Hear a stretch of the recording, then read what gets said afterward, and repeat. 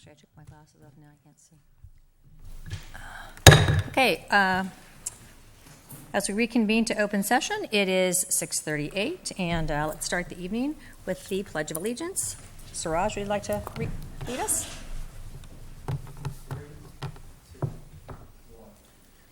I pledge allegiance to the flag of the United States of America and to the republic for which it stands, one nation, under God, indivisible, with liberty and justice for all.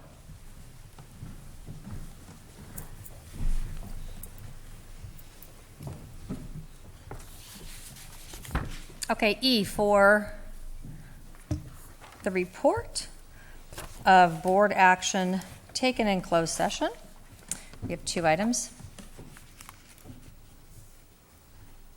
The board approved the settlement agreement for student number 202-00201 by a roll call vote as follows.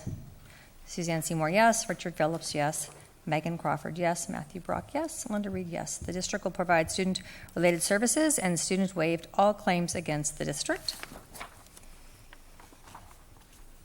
The board approved the settlement agreement for OAH case number 201-9100028 by a roll call vote as follows. Suzanne Seymour, yes. Richard Phillips, yes. Megan Crawford, yes. Matthew Brock, yes. And Linda Reed, yes. The district will provide student-related services, and students waived all claims against the district. May I get an approval of the agenda for this evening? So moved. Have a second. Okay. All in favor say aye. Aye. Anyone opposed? Okay, that carries 5-0. Public communications. G. Public comment on non-agenda items. The public will be given the opportunity to address the board at this time on topics not listed on this agenda. Remarks shall be limited to 3 minutes per person. The board reserves the right to limit public comment beyond a total of 15 minutes per agenda item. The board cannot engage in public discussion during this portion of the agenda due to the Ralph M. Brown Act. Do we have any public comment on non-agenda items? No. Okay, so now's your chance. Going, gone. All right. Now, public comment on open session agenda items. The public will be given the opportunity to address the board during each agenda item. Remarks shall be limited to 3 minutes per person. The board reserves the right to limit public comment beyond a total of 15 minutes per agenda item. So how this works is when the agenda item comes up that you want to speak to, you have a card, put in your card, and we call you for that agenda item. If somebody would like to speak now on a future agenda item, that's okay too. So we have one card for 01. Heather, would you like to speak now or wait till 01? Okay, great. And that's the only card I have, so if anybody else has cards for future agenda items, I suggest you get those into us now. All right, moving right along to I, Board President Announcements. Tonight's Board of Education meeting is being recorded and live streamed via a link on the district website. PVPUSD is currently enrolling new students for the 2021 school year.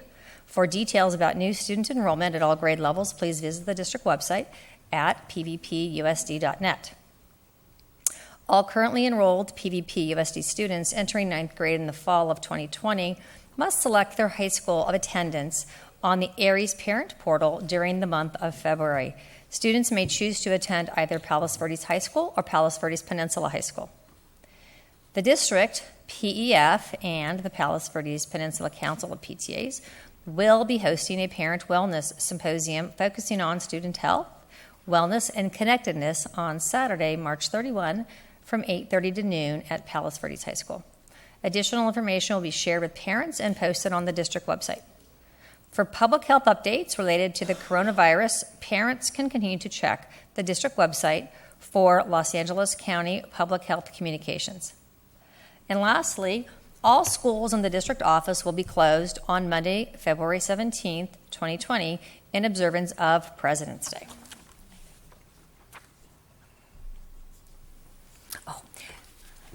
Going backwards for a minute, I forgot the approval of the minutes, so H. Sorry about that. I'm so anxious to get going that I skipped the routine matter here.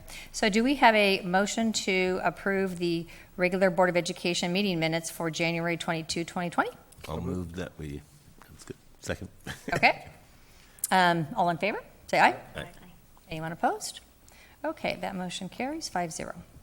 Okay, board president announcements. Okay, so then report of our student board members.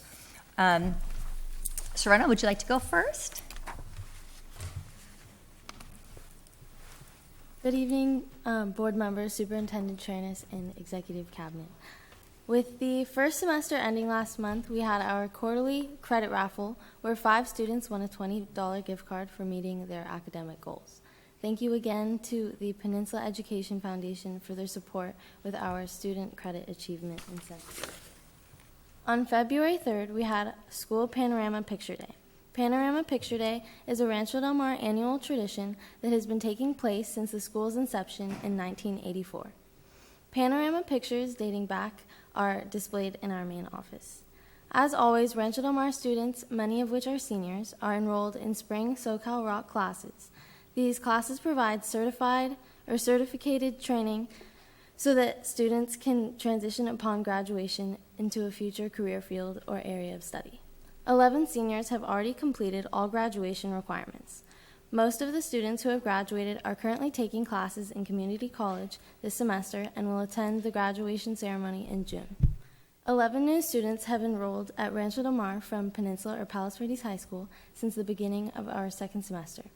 We are enjoying getting to know our new students and looking forward to helping them achieve their new goals. 3 students were recognized for perfect attendance for the month of January, and 5 students were recognized as Student of the Month by their teachers at our monthly PBIS Awards Assembly.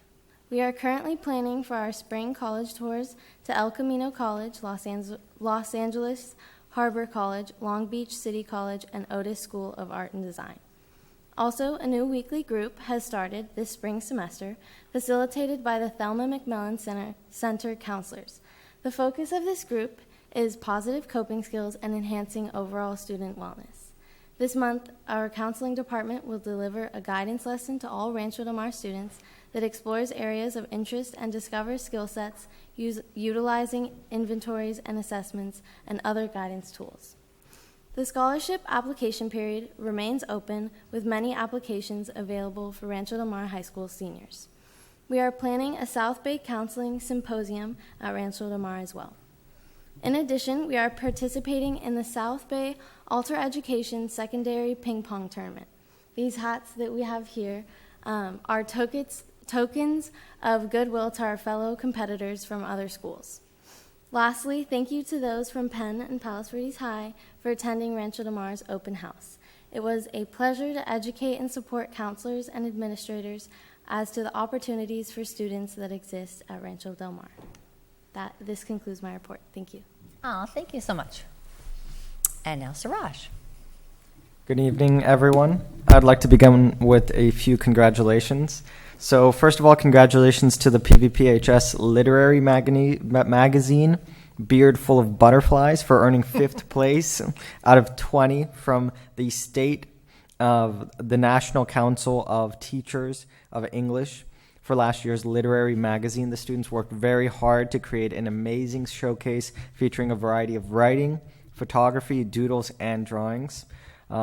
Otherwise, in other news, our academic decathlon team did a great job at this year's LA County Regional at El Rancho High School, achieving an impressive 6th out of 56 teams competing. We wish them luck as they move on to the State Academic Decathlon Championship in Sacramento in March. Also, congratulations to our girls basketball team for achieving the prestigious title of Bay League co-champions. They'll kick off their playoff run this Thursday evening, February 13th, at home starting at 7th. And good luck to our boys basketball team tonight in their first CIF game. Also, 2 Wednesdays ago, Peninsula held the annual open house event for incoming prospective 8th graders. It was wonderful to see how so many students, teachers, and faculty pulled together to welcome and encourage our 8th graders and their parents. There were delicious refreshments, amazing performances, and an atmosphere of energy that truly represented the Peninsula that I know and love. So thank you for everyone who helped out that night. And on Saturday, February 1st, over 900 students danced, ate, played games, and posed for pictures at the Peterson Automobile Museum at the 2020 Peninsula High School Winter Formal Event. Now, thank you for ASB for organizing this memorable evening. It was truly a blast. And finally, just yesterday, our Panthers gathered in the gym for an assembly about the transition of Walk to Life to ALS for this year. Panther alum Eric Stevens and his wife Amanda Stevens told their heartbreaking story, finding out about the diagnoses, and urged us to spread awareness about this devastating disease and its research. To Eric, we are so proud of your strength to keep on fighting. You are always in our thoughts and prayers, and you have our full support. This concludes my report. Thank you. Okay, thank you, Suraj. So moving right along to, and the board members are always welcome to the students, welcome to leave, but we do have an item on the agenda tonight that you might want to stay for, but, it's your choice. So then, K, report of the Palos Verdes Faculty Association leadership. CC. Good evening, everyone. I feel like it's been a while since I've seen you guys. Of course, in typical fashion, I have some shout outs for some teachers. At Mira Lest, Malin Chitana and Steve Ide for the annual Japanese school visit. It's been going on for 2 decades now. Stephen is looking to take the first group of Mira Lest students there, which is very exciting. Scott Garman at PVIS. Scott leads the STEM program at PVIS. He is very student-focused. He has initiated a girls-only Wednesday lunch program. He and Jackie Startup meet with over 20 young ladies to create wearable LED pins. And they have more wearable pins that they're working on for different holiday projects, which is super fun. Also at Mira Lest, Campbell Nimick for organizing the VEX robotics tournament. It was a day-long event, schools from all over, and it was the 5th or 6th year in a row, and his teams always go very far in events, county, state, and even the world. Also, shout out to Ben Kroon, Chair Steinbach, who organized a spirit game last Friday. The whole school and the whole school went out to watch the soccer game versus Ridgecrest, which was very cool. A lot of rah-rah-rah atmosphere. This goes to Laura Shannon at Point Vicente and Vista Grande. Laura provides a wonderful physical education program to our K-5 students. She takes the time to explain the importance of physical health and how it connects to overall well-being. She's motivating, and her students know she cares. Her curriculum is fun for the children, and you can watch their enjoyment. And at Ridgecrest, this goes to Lydia Cordova. Lydia ran point on the 8th grade science field trip to Poly Institute. The trip was a huge success thanks to Lydia's planning and organization. The students had a blast learning hands-on science, and future 8th graders cannot wait to enjoy the same learning experiences. Way to go, Lydia. So the other couple things I just want to mention is, as you know, of course, we have endorsed the bond, and we have agreed to use our name and donate to the campaign. I just wanted to reiterate that we have offered multiple opportunities for our teachers to get involved. And, teachers do have a powerful voice in the community, so I've really encouraged members to share their experiences, if not, because I know a lot have a hard time coming out to phone bank and to walk the streets, to knock on doors. But I've encouraged members to share their personal experiences, how it would benefit their students and benefit their classroom. And it's hard because not all of our teachers, of course, are residents. So that's what we've been, as I've been talking to different school sites, that's what I've come up with. And so I just wanted to let you know that people are talking about it and we're getting the word out as best we can. Starting to look forward to, well, I don't know if I should say look forward to, but looking ahead, we have negotiations coming down the pipe. And we have secured new members of our bargaining team, and we have a survey that's about to go out to our membership to prioritize what it is we're looking for. So we are looking forward to starting that conversation soon. That's all for tonight. Thank you very much. All right, so now L, report of the Palos Verdes chapter 123, California School Employees Association leadership. There we go. Hello, Joan. Good evening, members of the board, Dr. Chernis and cabinet. Okay, I'm here because I'm just a proud mama bear today because I am so pleased with the number of employees who, we have a few amazing opportunities open in classified and then in management positions, and our employees, your employees, who are so dedicated to this school district.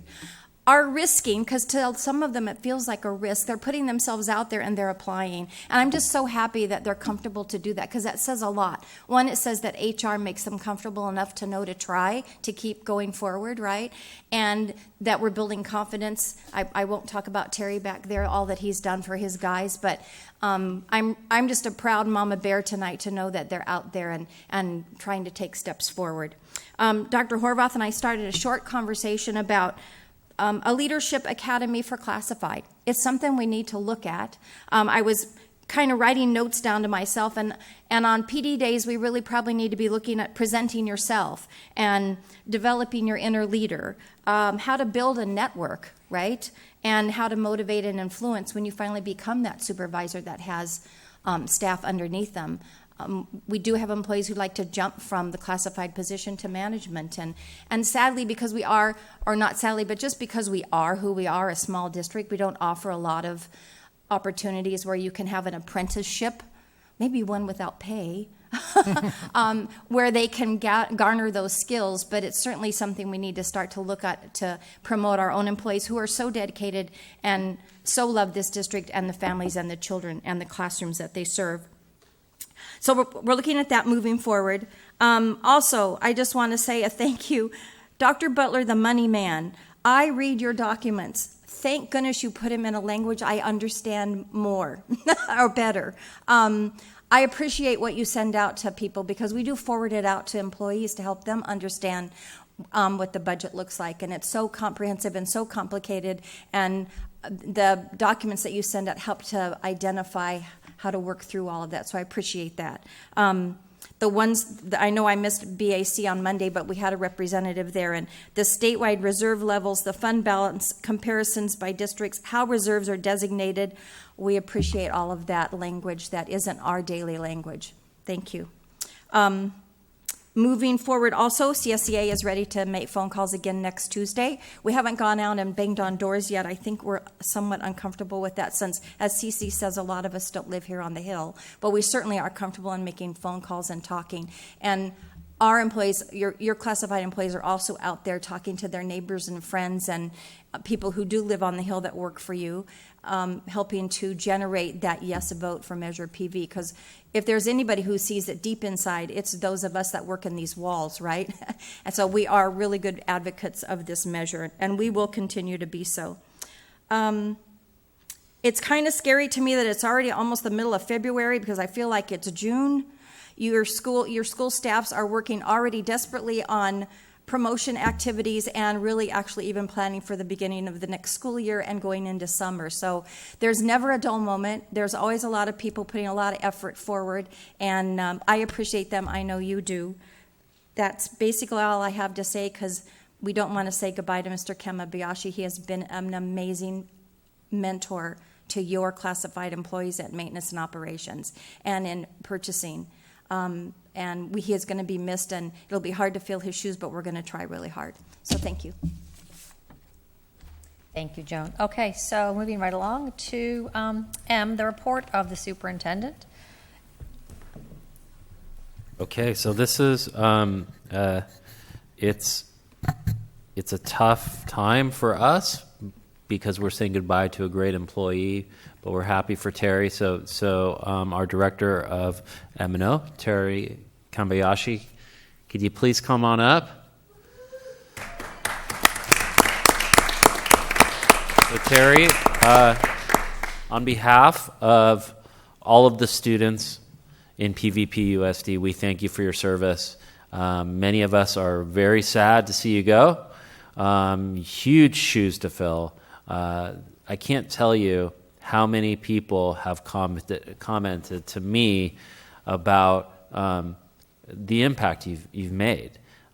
Teachers, parents, people all over, board members.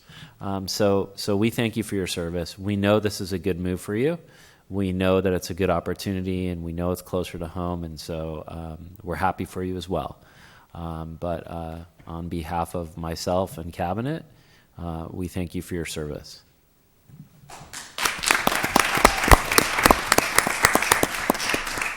And I'd really like to thank all of you for the opportunities given It's been a real pleasure working here. From day one, I felt like part of a big family, and it hasn't stopped, and I'm sure it's not going to stop for whoever fills the seat that I'm leaving. So thank you all very much. Wait, before we do a picture, do we have any board members that want to say anything? Go ahead. I'll just say one small thing, and that is that our principals really value Terry. And so pretty much every principal, when I go to a school, they always talk about everything you and your staff are doing for them. And because it impacts the little ones, right? The kids. And so I just wanted to say thank you, and we'll probably all say the same thing, and that's okay too. You can listen to us all say thank you too. And we wish you the best of luck, and family ultimately is the most important thing. And so we're happy for you. Anybody else? Yeah. When I did my shadow day, the guys were talking about you and what a difference you had made, and the morale and the attitude of everybody there, how they did feel like a family. And so I want to thank you for your leadership and your guidance and bringing that team together, because they do. They operate with very little. They could stand to use a couple more guys, but they do an excellent job, and they do it literally happily. So that's so much to do with you and them, and I want to thank you and wish you good luck. Yeah, I mean, I've heard nothing but compliments about the work that you've done around the whole system, and it really does impact everything, and it's been done on a complete shoestring.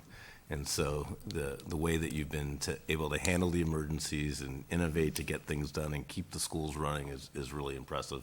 Wishing nothing but the best of luck in Santa Monica, which I know is closer to home for you, but we will miss you.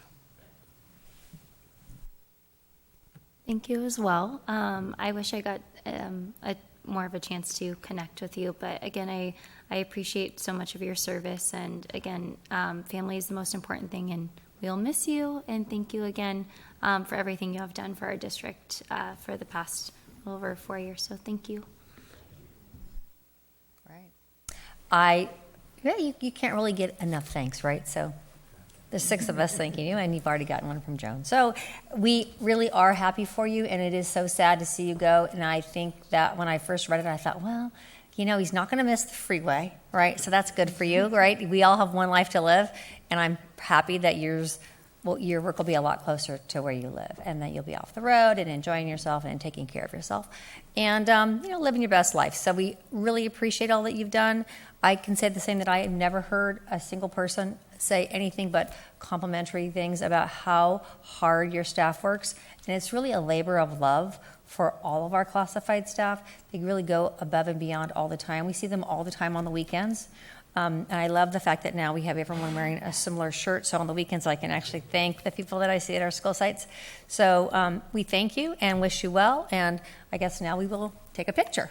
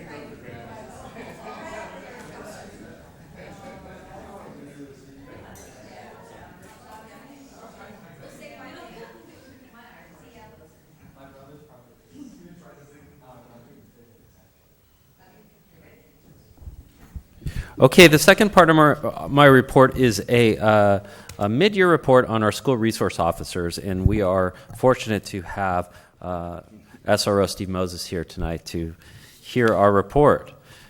So this report is put together by Principals Tyner and Kuykendall, and we wanted to present this to the school board. There's also a regional law meeting coming up this week, and so Dr. Butler will also be presenting this Tomorrow morning at 8 o'clock. All right, perfect.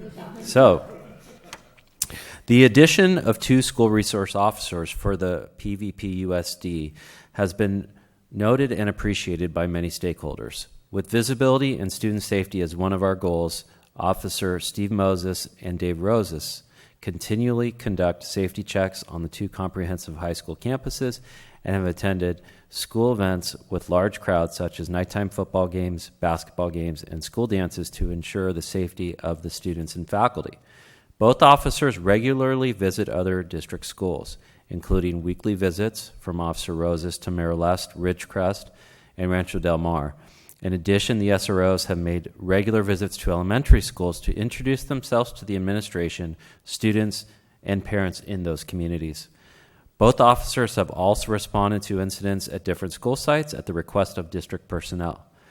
This included a suspicious adult who was refusing to leave grounds, as an example, or possible student threats at other campuses. During these times, they have remained on campus until the Sheriff's Department or other local law enforcement agencies was able to determine that the threat was not credible. The teamwork and visual presence of school administration, security staff, and the SROs have contributed to a lower overall number of disciplinary incidents this year compared to previous years. The SROs have worked with the administration teams to educate students about the dangers of vaping and other risky behaviors through conversations with students and parents while on campus. Officer Moses has taken on the role of traffic control in the mornings and afternoons at PV High. All right. To ensure safe ingress and egress from school each day. The safety of students crossing the street in front of the school remains to be the number one priority, and his guidance has helped to improve the heavy congestion of traffic during these times. Officer Moses has participated in the Every 15 Minutes DUI program on campus with the students and faculty. At the end of each class, he shared a detailed real-life experience to which he responded to while working a patrol car involving a death of a driver passenger involved in a DUI collision, which made an impact on our students. Officer Roses has made himself available every Wednesday after school as a mentor to work with students on peer mediation and alternatives to suspension assignments. Both officers have worked with administration on various discipline situations and investigations to assess the level and or need of police involvement, as well as talking with students about their behavior while on campus. The SROs are a resource for teachers, parents, and students by providing assistance and support for victims of crimes identified within the school setting.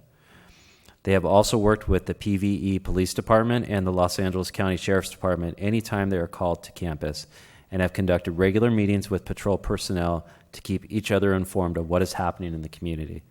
Both officers attend parent, faculty, and staff meetings as an integral part of the school team and are working to cultivate a clear understanding of the SRO position by staff and students alike.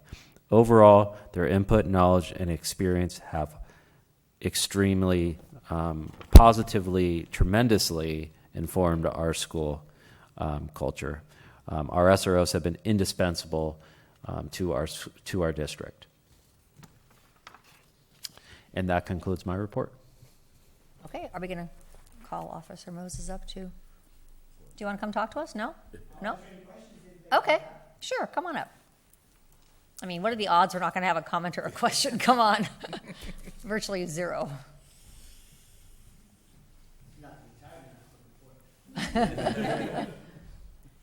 Okay, so does anybody have a member of the board? Anybody have anything they want to ask or say? I just have one big question, though. Okay. I guess. So what do you think we could do to improve the program next year? Because, I mean, this is the first year we've done this. Sounds like it's been a real success. But what could we do better next year for the program? The program right now is just getting started. Getting to know the kids and the kids trusting us is very, very valuable.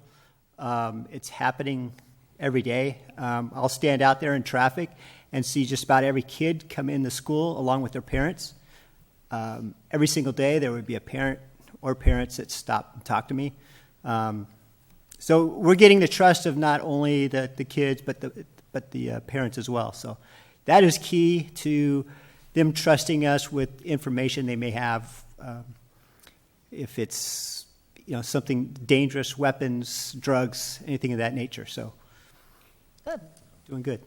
So really continuity and relationship building. Right. Okay.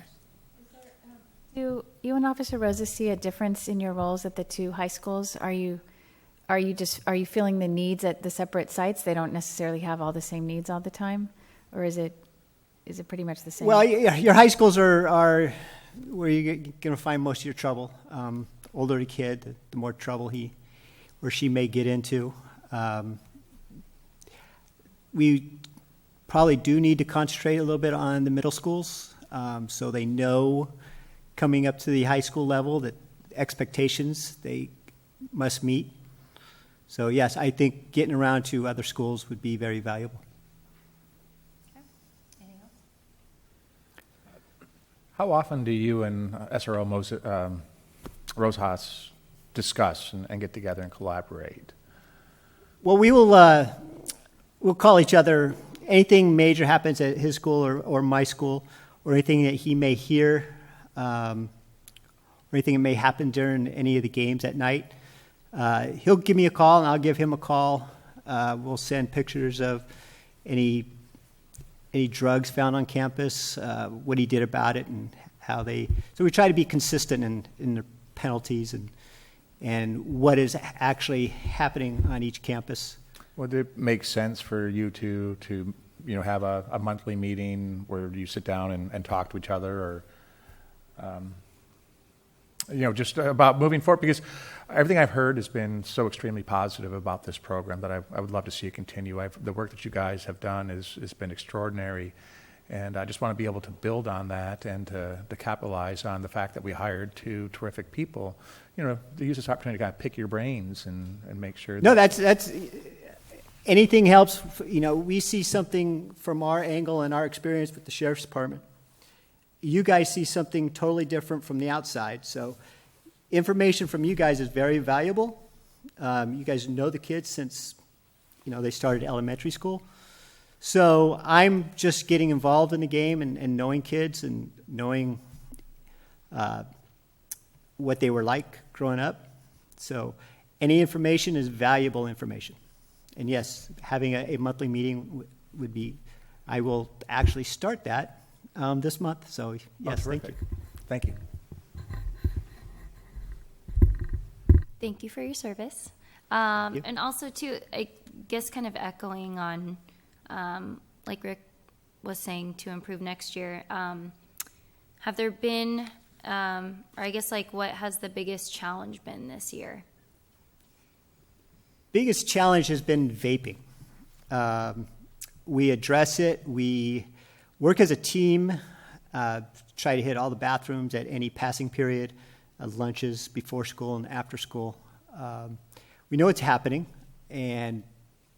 but we do have weekly meetings with the staff at Palos Verdes High School, and that's the subject that comes up most of the time. So we are trying to combat it as best we can. But, kids will be kids, but we're trying to keep the schools safe. We're trying to educate the kids as well.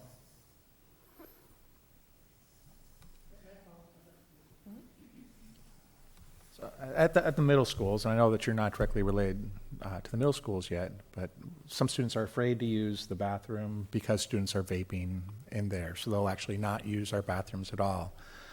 And, if somebody goes into the bathroom and they see somebody vaping, all the kids basically get in trouble, is what the word is, that if you're caught, even though you weren't vaping.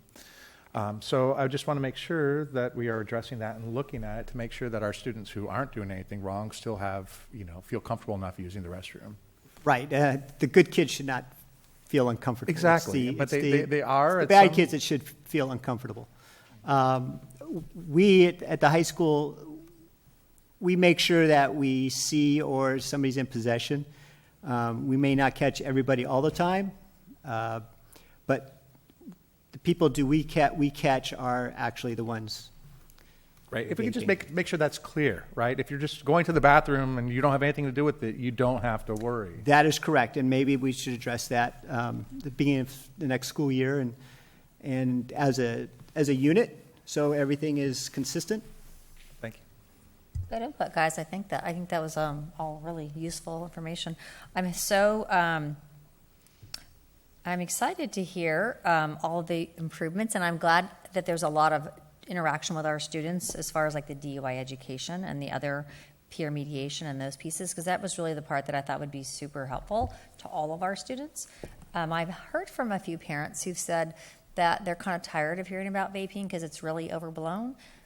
So it's kind of funny that you mentioned that as your number one issue, because not everybody would agree with you if they're a parent, which is actually probably a little bit of the issue. Most parents don't always know what that even looks like or seems like. So I appreciate, all that you guys are both doing. I guess I would say that anything from here on out that you think that we would want to know, how we could make things better for next year, please feel free to find the pathway to get us the information so we make those changes, those tweaks, those suggestions. And then I do want to take this opportunity just to thank all of our cities that partnered with us, because without them, this would be much harder for us to pull off. And I think all of our schools are, all of our schools and all of our kids are safer because of the two people that we hired that are so great. So I'm hoping that we can keep the continuity and keep the relationship building, because that really will help our kids for the rest of their lives, right? The interactions that they have. So thank you so much, and feel free to tell Officer Rose the same thing, to reach out in some way if we can provide more assistance and help for next year. Well, thank you very much. Thank you for coming. Thank you. Just something to note, Officer Rosas wanted to be here as well, but he's at the Penn Yes. basketball games. Right. So he texted and reminded me to tell Officer Moses that they, girls and boys, made it. So there's certainly a healthy and friendly relationship between these two guys.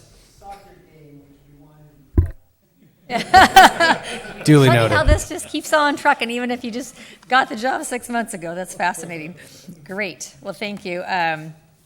So now, moving right along to N, report of board members serving on the Budget Advisory Committee, and Me and Linda. this side over But here. actually, Joan actually gave the report, so I don't really need to say anything. So thank you, Joan. But we did talk a lot about reserve levels, because really what the BAC has taken on as its task is to develop a policy for the district to recommend to the board regarding reserve levels, because we don't currently have a policy regarding what is an appropriate level of reserves, or how reserves ought to be built. But we do have reserves, and so Keith has, in his one-page budget summary that is available to anybody. So if you want a copy of the one-page budget summary that lays out exactly the gazintas and the gazatas, in other words, how much revenue we get, how much expenses we have each year, and then what the net is, so to speak, that either adds to the reserve when you have surplus or subtracts from the reserves when you have deficits. That's all on that sheet, as well as all the levels of the various different funds where the reserves are kept. And some of those reserves, as Joan mentioned, they're classified as assigned reserves. And so, for example, we have assigned reserves for the BEST system, which is the financial system implementation. We have a small amount for curriculum adoption and a couple of other things. And also, we have a very, very tiny amount, for facilities, for example, and deferred maintenance. But that's all laid out in this one-sheet budget summary that Keith has and is available to anybody who wants it, or any member of the BAC. And then the focus of the BAC was on developing that policy, and so the focus on what's the right number for the level of reserves. GASB, which is the Government Accounting Standards Boards, recommends for city and local entities that they have 2 months in reserve.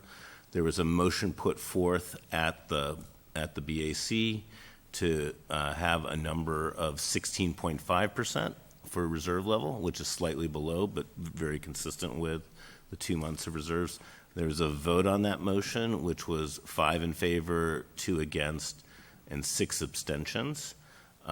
So the next meeting, given that vote guidance, the reason for the large number of abstentions was Linda and I, for example, abstained, as well as the district staff abstained.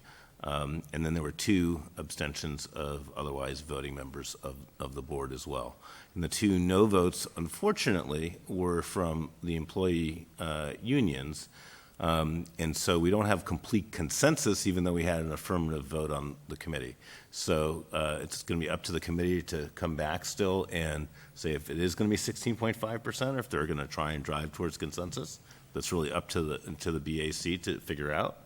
And then also to come up with an overall draft policy to present to us during their report as to what they're recommending for the board policy around reserves, not only in terms of the level, but also in terms of how you should accumulate or decumulate from it under what circumstances.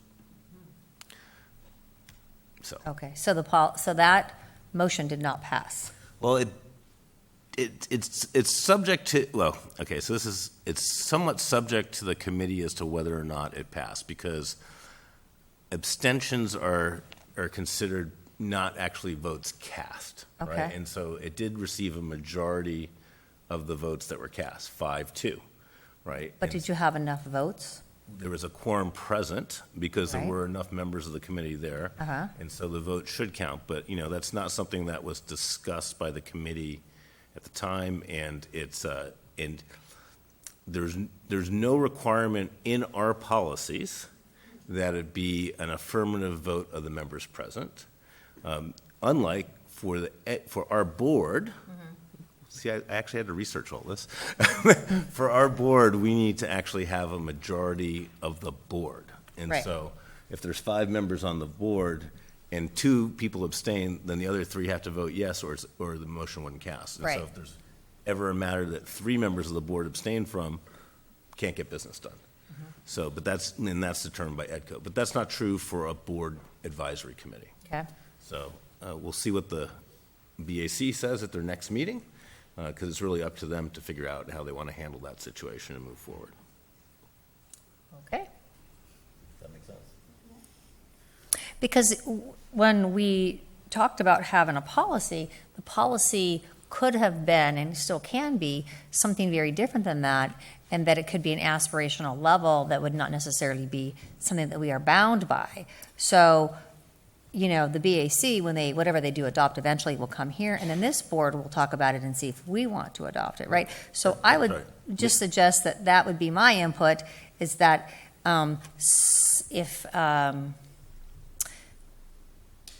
since we've had no policy in the past, that perhaps it makes sense to work toward a policy that makes more sense for the district, as opposed to no policy and a policy that's No, it Tough. is viewed as an aspirational goal, okay. but also in terms of where we are right now, I might be off by a 0.1 or 0.2, but I believe we're at 13.9% when you include the resu, or 13.8?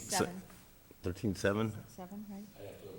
But, okay, so we're between 13.5 and 14%. We're not at 14%, but we're like 13.7, 13.8. So if you look at in terms of how far short we are from that aspirational goal of 16.5, Right. we're 2 point something. Right. So, we're not that far off, is what I'm saying. Right. So, and still, like I said, it's a question of, are you in good times? And so where you should be building, or are you in bad times, like 2009, 2010, where you're going to be drawing down that reserve, obviously, so there's no way you're going to maintain it. But that's really the issue. And how much of the policy focuses on just setting an aspirational goal versus providing some guidance as to when you should accumulate versus decumulate, I think that's all up in the air still. Okay. I mean, because this group here is very fiscally conservative, our community's fiscally conservative, so I don't think there's a big issue with reserves in general. It's just that we want to make sure that we don't, we want to make sure that they bring us a policy that's going to have a good chance of us, implementing if, they're going to do all that work, right? So that's all. Yeah, I It's think a lot of work. I mean, how much work you had to do to figure out even the voting mechanism within the committee. And our committees do so much work for us, and we want to value that. They do, and they've been working hard on this, right? And so that's been at least three meetings now where it's been that they want to develop a reserve policy, and finally, at least there's movement towards a consensus of what that number for the reserve should be. Good. Well, I'm excited about that. That's great. That's great progress. Anybody else? And Linda, did you get to say whatever? You didn't speak much on that? No, it's fine. I asked him to give the report because I Okay. knew he could explain it in a better way than I could explain it. The only other thing is just that the committee really does have strong consensus on being as open as possible with all the numbers. And so in figuring out, they talked a lot over the past couple of meetings just about how to categorize things, and Keith's presented a bunch of different ways. There's no way to make it totally simple because it's not simple. Right. But to make it as obvious as possible what pots are available and what pots are not available and why. So there's still kind of, I think, a little bit more work to do with that. But I think we're in the right direction, and everybody agreed that that's the way to go. Great. All right. Then, we have nothing else? Keith, nothing? Okay. All right, then. Moving right along. We are now moving to O, discussion action. So this is the part of the agenda where we actually discuss things and make motions and approve things, or not. So O1, support of the 2020 PTA advocacy efforts in Sacramento. And is that Dr. Gotanda? No, it's it's Mr. Bahadur Singh. Yes. So as many people know, the Capitol Convoy is an annual trip sponsored by our PTA Council. And every year what we do is we bring the advocacy points to the board for approval. With us tonight is Heather Mattson, our PTA Council President, and I've asked her to come and say a few words this evening. So Heather, can you please come up and chat with us for a moment? The podium's fine, thanks. Short a distance to walk. So good evening. I got the call yesterday from Trent saying, is anybody coming tomorrow night? And I said, well, maybe Betty could come. And so he called Betty, and then he called me back and said, Betty can come. And I said, okay, well, I'll be there. So here I am. First of all, thank you to the board for always supporting this program. It is one of our signature programs at Council. Capitol Convoy has been going on for many, many, many, many years. And every year we have to look at what is it that we want to advocate for. There are so many things, but I think the biggest issue we have now is that we are still so significantly underfunded. And we do have an assembly member who has a bill AB 39, which would put more money in our district pockets. So that is what our advocacy is going to be on this year. It's kind of atypical that we only have one advocacy point. But I think at this point in time, it is the most important thing that we can advocate for. So do you want me to read it, or are you going to read it? Basically what it is for the base funding. So the base funding level would raise the funding for all students in California, not just Palos Verdes. So we are advocating not just for Palos Verdes, but for education statewide. So and you can share it. Okay. Our schools are funded through the local control funding formula, which we call the LCFF. The basic per pupil funding that California school districts receive now is insufficient to provide the programs and services that all students need in this state to be successful. The funding available for pupil programs is further eroded by state-mandated district-paid portion of rising pension costs and increased special education expenses. Those districts that receive a smaller base grant are impacted to a greater extent. More demands on education funding mean less funding available for our students. We support Assembly Bill 39, which establishes an increase in per pupil base grant funding to address districts' fixed cost needs with continued flexibility to make funding decisions based on local priorities. We support the exploration of alternative sources to pension to fund pension costs and rewriting the LCFF to provide more equitable funding for districts with smaller base grants. Thank you. So we're seeking your approval for these advocacy points. Mr. Brock and I will be attending as part of the contingent going to Sacramento, and we're all looking forward to it. The first meeting was today with students at Peninsula High School. We have another meeting set in a couple weeks at Palos Verdes High School, and we have a couple evening events scheduled to meet with the students to prepare them for the trip. Great. So Heather, you also pulled the card. So did you speak? Did you just say what you wanted to talk to, or? Okay. I just want to make sure. Okay.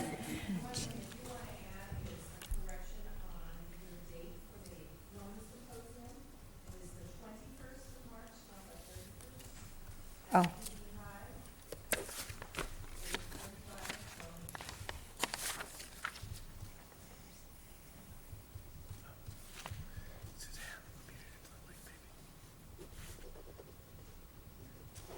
Okay, so what she said was that a correction from earlier this evening on the board board president announcements, the parent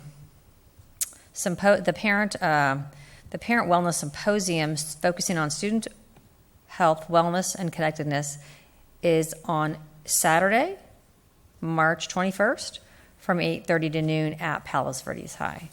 So make sure, I'm sure the district website's correct. This must have probably just been a typo. Okay, great. All right, so then back to the advocacy points. So now that they have been presented, do the board members have any questions? Do we want to make a motion right off the bat? What do we need to make a motion to approve? So, yeah, I mean, I think this is great. I think it's been a consistent point of ours. I know that I think last year we had a resolution that actually also supported AB 39, and so we might need to agendize that to get that resolution in a future meeting, also give them more heft when they're advocating in Sacramento. Because it was pending, because we were going to support that pending legislation? That's why I have to get the resolution? Or was it, I don't think it was just for them to go to Sacramento and speak to it. No, it was that the board also supported it, not just okay. Not just them separately. So it would be a separate agenda item that we would need to do in the future. And I know you have a special section on that for or suggested agenda items in the future. So. Hold that thought. Don't forget it. Okay. Anything else, you guys? Anything? Or does somebody want to make a motion to approve? Sure, I'll move approval. Okay. Do we have a second? All right, all board members in favor, say aye. Aye. Aye. Anyone opposed? Motion passes 5-0. Okay. Now, 02, role of student board members, and I'm glad you guys, student board members, stayed for this part. So we've been talking about this for a while and how and what we can ask our student board members to do, and there has some law change, and Dr. Katana is going to talk about that.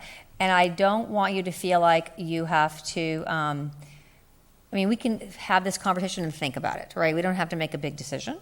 So some of the things I read are, pretty intense decisions, and you're going to be helping us create maybe a change or not that would really impact future board members, right? So, think about it and just, you can always let us know more later if what you hear right now you need to think about. Thank you, President Seymour. So our current board policy and education code allows school districts to have student board members represent their high schools. And so we have 3 board members that we're lucky to work with. So the new legislation came out, AB 709, actually amended the education code to include student board members and allow them to be appointed to subcommittees. So some of the board member committees that you serve on, our student board members are allowed to be appointed to those. The one caveat is that if they are constrained for time, they are allowed to opt out of those committees. Additionally, it allows the student board members to be invited to other functions of the governing board and represent the school district as a student board member. And they can also earn elective course credit to student board members based on the number of equivalent daily instructional minutes that they actually serve. So if they are on those committees and they are actually going to events, then we can then in turn give them credit for that. And then the only thing that they are not allowed to do is they are not allowed to be be in closed session due to confidentiality. So that law went into effect January 1st, 2020. So it really expanded the role of the student board member. So I wanted to just share the changes to the law, and we will be sending out our packet to our high schools because our high schools will start working on the next student board member. So if we are going to make any changes, I would like to update that packet for our schools. Right, thank you. Okay, so I think the course credit is an interesting concept because we give kids course credit for a lot of things that they do outside of the class. So why don't we start with the two of you? I think that it's fair to say, obviously, that you read our agendas and that you prepare your own comments. But beyond that, I'm not really sure how much you do and how much time you spend and how much you would want to. So based upon what Dr. Gotanda just said and your personal experience, perhaps you can share with us what you think. And if you don't want to, that's okay too. I don't want to put you on the spot. Okay, well, I think first of all, I'm grateful to be able to serve in this position and to have a chance to really experience what it's like where the board makes district level decisions. And I think that really right now it's as much as we make of it, where we can be as involved or dissociated as we would like. And I think that going future it would be pretty interesting whether or not students would be able to go on the subcommittees, because it would be interesting to kind of get a more granular, detailed look at how processes within the district are constructed. And people who are students who try and apply for this position and get this position definitely are interested in all of these processes at the district level. So I don't think there's really any kind of negative as to, it would definitely be possible to make time for it or to allot a certain amount of time, especially if it's going to be for elective credit, because then, the students will be getting recognized for the commitment and the time that they're putting into it. But I just had a small question. So, when the students will be assigned to subcommittees, would that be as participating members, or will that be as members who are observing what the conduct that is going on at that time?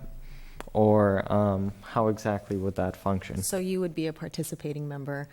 So the nice thing about having student voice on committees, I think, is very powerful. It's the reason why we're all here. So yes, you would be a participating member. Now, granted, there's a room full of adults, so you may or may not want to participate as much, but I do think that it would give you access to, vote or whatever it might be. Yeah, and I do think that could be valuable too, because as Dr. Gotanda said, you also get the student perspective, and it's valuable to have a little bit of that insight because, they come with personal anecdotes, with, variety of friend experiences and group experiences that they're within, where you're able to see how these decisions that are made in these committees are actually affecting certain students. So, I think it would be pretty interesting to expand the student board district position, and it's certainly a change that I support. Good to hear. And Serena? I definitely don't have as much to say. I'll think about it a little bit, but I definitely do think it's very valuable to have student voices on the board. I think obviously it can give perspective to you guys and hopefully help. I know I can say for myself, at least, I know I'm not too involved, but I do listen, and I find it really, it's cool. It's very interesting to see these decisions being made right in front of us, because ultimately we're the students are the ones being affected by these decisions. And everything you guys are doing is for us. So yeah, I just want to say, I think it's very valuable. And I think it's cool you guys are furthering in student positions, and it's being taken very seriously, because I think there are a lot of students, including myself, who are very interested in everything you guys are doing. And I just wanted to say thank you for the position as well. It's awesome to be here. Aw, thank you. Yeah. So, Dr. Gotanda, can we have it say that board members are as they're interested, future board members would be able to serve on a subcommittee but not be required to, because I think even one committee would be enough, right? I mean, depending upon which one it was. Some of them meet more than others. Yeah, I don't think it's a requirement. I think it allows for it, right? Right. But I'm just saying, so if we have 3 people every year, one might say, I really care about this thing and I want to be on that subcommittee, and the other 2 might say, you know what, I don't really want to be on a subcommittee, but I just want to do my board. So I just want to make sure we could make it flexible enough so, and next year, then for year after, people could choose. And all of our members that come to our subcommittees, if they're not able to come, it's not the end of the world. People miss sometimes, so it's not like if you were on it and you couldn't come, it would be a big deal. All right, anybody else on the board want to weigh in on this before? Okay. I always have something to say. All right. I know every single person involved, but yeah. So actually, on this topic, I think we ought to talk about the overall student board member role, because I guess I think that we don't include the student board members enough in all our discussions. I mean, if you look at other school boards, they always have the students speak on each topic, whether or not, we've invited you on certain topics like this one and homework survey. Didn't invite you on Capital Convoy to comment, for example, though. But you guys have something to say on Capital Convoy as well, I would think. And I would really like to see the student board members and the student board member selection process, because I think that that's part of it. Right now, I believe each of you are chosen by the principals, essentially.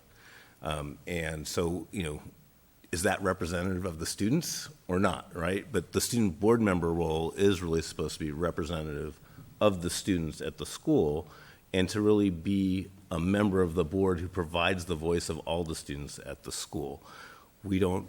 Our policies provide for you to be full participants on the board, and to participate in the discussions and to have a preference vote on every issue, not necessarily a counting vote, but a preference vote. We don't record the preference votes, and I don't know that a student board member has ever taken a preference vote. But I do think that the student board member role should be more than just the report of what happened at the school. I think it should be much more involved in the overall board process, because we do need the voice of the students in a lot of decisions, because it is about the students. I have seen in other districts, I've been in a former district where every vote after the board voted would be student preference vote. So that is an option for the board, is to have a student preference vote on every item, if that's something that you want. It's our current policy. If you read our student board member policy, it allows for preference votes, and we just don't do it. And right. I think that it's been something over practice that at one time it existed, and I don't know when. I think it predates Linda, who's the longest serving board member that we have on the current board, when we stopped doing it. I mean, I've come to meetings long before I got on this board, and I've never seen a student ever place a vote. I don't even remember seeing students here even 6 and 8 years ago. Maybe they were, and I just wasn't paying attention. I think one of the things I had heard before, one of the first things I asked when I got on the board, I asked Ms. Beck about that, and she's like, well, of course students can vote. They would have to be for the entire meeting every time, right? And we always think students really don't want to go to meetings that last 3, 4, 5 hours. So, I mean, can you vote for half and then go home? I don't know, right? So that's just been kind of an issue. And I have watched plenty of board meetings from other cities and seen students vote. So it's super common. So anyway. Students feel like if you had elective credit that you would, if a future student board member would be knowing this is basically their class time, and so they would allocate till, hopefully 9 o'clock, but sometimes 11:30, to have to be here for that. Do you think your future board members would be interested in something like that, or you think we all have too much on our plates and we're not? I'm not sure. I feel like that would be very dependent on the student and how much. I feel like this is more. It would be more of a self-incentive thing. I feel like, sorry, not thing, but I don't know. I think the elective credits is a cool bonus, but I don't think that's where they'd be like, oh yeah, let me do this instead of taking ceramics or. Yeah, I agree that I think it's kind of nice to have a little bit more flexibility, and for the student to, if they have a ton of tests the next morning, to be able to leave a little bit earlier. And I think a lot of the students, more of it is self-motivated than elective credit, and the students that are serving on the board wouldn't necessarily need the elective credit as much as, a different student. Not about necessarily needing the credit. It's about kind of building your transcript and having that extra thing that you can say, when you're a senior, you've already, it doesn't really matter that much that's on your transcript, right? If you were a junior, maybe it'd be a little bit different, but so far so good. So more student involvement is terrific. I think if we're giving a preference vote, they should be elected from their peers as opposed to appointed. That whatever they do to make sure that they are working closely with their own student governments and that they are actually ambassadors from their student government to this board. I like the idea of the elective credit, and I think that their voices do need to be heard as long as they are representative of the people who have elected them to provide those comments. So you just have an idea, which you may not realize because you don't have a kid in high school. But ASB, he does. I do. Oh, you do. Oh, sorry for that. But ASB, he's not on ASB, yeah. But ASB does give credit, right? Right. And That's so what I was thinking. Right. If the student board member's a member of ASB, right, elected through that process, gets your relationship there, gets credit. That's an option if you wanted it, if we could roll it into ASB. I don't know if you'd have to be in the ASB class, but because that can be a little bit, then it eliminates other classes you might want to take. But if you could get ASB credit and get chosen through the ASB process, then you would be essentially, elected or selected through a larger process than just by the principal. Then that would make maybe more sense with the preference vote. And I would ask that you guys talk to each other, and then that you reach out to former student board members to see perhaps what they would have liked, and then, if possible, to come back and share with us, what your vision of a student board member's role would be. And I do think it does make sense if the student is also via that selection process of ASB or somehow affiliated with ASB, because then they're more involved, or they get a better sense of exactly what the ASB functions are and more of an overview of the school. But I still think that it's difficult to truly be able to vote and give a representative. We would as student board members, I personally know that on a lot of the votes, certainly I would have some input to say, but on a lot of the issues I also would not be able to give input, just because I haven't been able to touch that part of the school, because it is a very large school, and I doubt that any single person is able to truly understand all of the nuances and caveats of But it. you can always abstain. Yeah. And you can always share when you do know. That'd be the honest answer, would be, I'm not aware. Yeah. I'd like to abstain. But what about us? We're not even on the campuses. No, I'm seriously. So it's kind of like we're in that same position that we have to self-educate ourselves about the issues and what we think, our constituency, which is the broader community. In your case, you have a smaller constituency that you're in touch with. So I would think that you guys would be able to educate yourselves on the issues at least as well as us. True. I just worry that It's the time sink. Right. I just worry that for board members, the weekend before every board meeting, right? So this past weekend, I'm sure, or maybe during the week, I don't know. But anyway, we all spent a substantial number of hours getting ready for tonight, right? So we can't make this position so impossible that if you don't have 10 or 12 hours to dedicate to reading the material, understanding the material, then it becomes not even fun at that point, right? Like, I don't know that would really be what we want to go for here. So we don't want to make it impossible. And I think one clarification, so every time you're sitting in that chair and you have something to say about any agenda item, we don't need to have me say, do you want to say anything? You can just speak up like anybody at this dais can, right? So if it made sense, we could actually move the student board member closer, and that would be fine too. If you felt more like you were part of the, group, if we moved you up, it's fine with me. We could even make room, and Dr. Chernus could sit down there. But whatever. I mean, no offense, but you know. So you are a part of this organization and this group, and you can speak up on any topic you want to. You do not need to have me say, "I hope you're waiting for this one particular idea." So, do we have enough that we want to think about a new policy, or do you need more information, Dr. Kotanis? I have a lot. Yeah. Oh, yeah. You didn't get to. I'm sorry. Sorry, I'm going to try to condense it. I know that I sent my notes to you guys a while back from the CSBA conference in December. So the session I went to was amazing. So that was Placer Union High School District up in Northern California, and their student board member program was great. So basically what they do that's different than us, and it does require more from you guys. It could be during the school day or after, but essentially what they do is they have student voice meetings at their high school, and they're like an hour long, and they get a variety of students from all around campus to join in on those like hour-long discussions. And every high school has it at the same time, like that same hour. And then there's like a Google Hangout video session that happens. And each high school is talking about the same topic. The topic could be like the board wants to bring up something, superintendent, principals, or students, but everyone's talking about the same topic. So each high school talks about it, and then on Google Hangout, you guys are actually able to see each other in real time and fully discuss that issue.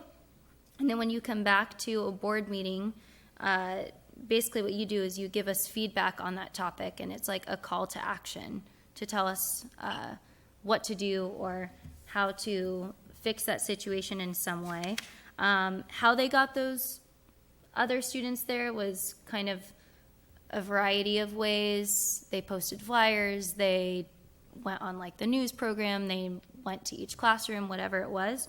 But they did get a variety of different students involved to go to those meetings, all grade levels, where you guys would be the ones like kind of facilitating it. And then again, the point of, or you would take that again, go back to the board meeting and have that call to action. I feel like that should also be more of your role too. I like the preferential vote, of course, but you guys are the ones on the campus every day and hearing from the students. And if everyone's talking about this one issue, it would be interesting for you guys to hear what the other high schools think about it. And again, bring that back for us to do something. So does that sound interesting at all to you guys? Like, do you think that might be too much work? Like, I think it's cool to have you guys involved. Like some topics that came up from students were water refill stations, on campus, feminine products in the restroom was brought up, addition of mental health specialists, and they had, it looks like, one topic per quarter, and there's no principal or site admin at the meeting. It's just students. Does that sound interesting? Because both high schools have principal advisory committees. Of course, the principal's in that, but so maybe you could tag onto that if the principal left for a few minutes, or you could still have the admin in the room. I don't know. So we'll look at it. We'll look at the current policy, and then we'll have some discussion with our principals about how the process and maybe put something together for the board. And we can discuss it at a summer workshop as well as we're developing our goals. Yeah. We want to change it for the next school year. Usually these packets go out in the beginning of March. If we're going to add the ASB portion to that, then we need to work with our high schools to make sure that it's included. So I don't even know what the packets look like. Yeah, I think it's too soon to do that, frankly. Well, we can do a better job offering the board members a preferential vote today if we can, it's already in our policy. Mm-hmm. We can change our behavior based upon our policy right now, right? So we can do that, and I can work on that. Yeah. Regardless. I do think before we're going to jump in and add it to be an ASB role, we need to make sure that it actually makes some kind of sense, right? And there are other leadership groups, on campus, so it doesn't have to necessarily be ASB. So I'd appreciate it if you would, Dr. Chernus and staff, figure that out, but make sure you include the board members, the student board members, and all of them, because we only have 2 here tonight. And then if we have, contact with previous ones, that's great, but that's probably not that easy to figure out. But I don't know how often either of you would communicate with our staff, but figure out, how to make that happen, guys. So, one more question. When they're chosen, like over the summer, do we provide any training or resources or information or to you guys, or you just walk in August and like, here we are? I was actually gonna say that, just like for the future. I don't know, I feel like for board members, I actually started like school at Rancho Del Mar a week and a half, maybe 2 weeks later, so it could have been different just for me. But I feel like there should be some type of like initial meeting of like going over just terms and how all of this works and what you guys do, and like that was done, like Miss Reed, like you did definitely meet up with me and kind of talk me through everything. Just I don't know, something like that, maybe like an initial meeting. The other thing I wanted to say about if in the future you are gonna like elect, if you will, board members based on like students, just like somehow make sure that that doesn't turn into some type of popularity contest. I don't know if that came to your mind, because I feel like that might spark interest in someone's head, as like that could like, oh, I can make my school so cool if I like, and not really know what they're getting into, and hours and hours and hours of meetings. Yeah, exactly. So just something to think about. I don't know. Yeah, definitely. And I think we had kind of like informal chats with the principal and with Miss Reed and everyone to kind of get like a sense of what the board position entailed. And I talked with Lauren from last year to kind of get a better sense of how everything worked, but there was no formal meeting or anything like that. It was kind of, I remember that I showed up to a few meetings, and then the last meeting, or the second to last meeting or something, I introduced myself, and then there was like a whole break in the summer, and then the first meeting over here.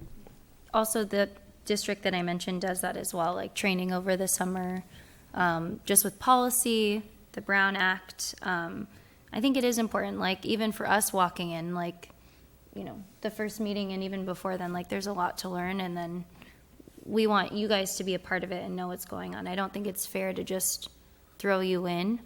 I think that there should be some sort of set orientation type thing to get you familiar and learning things. It's just my...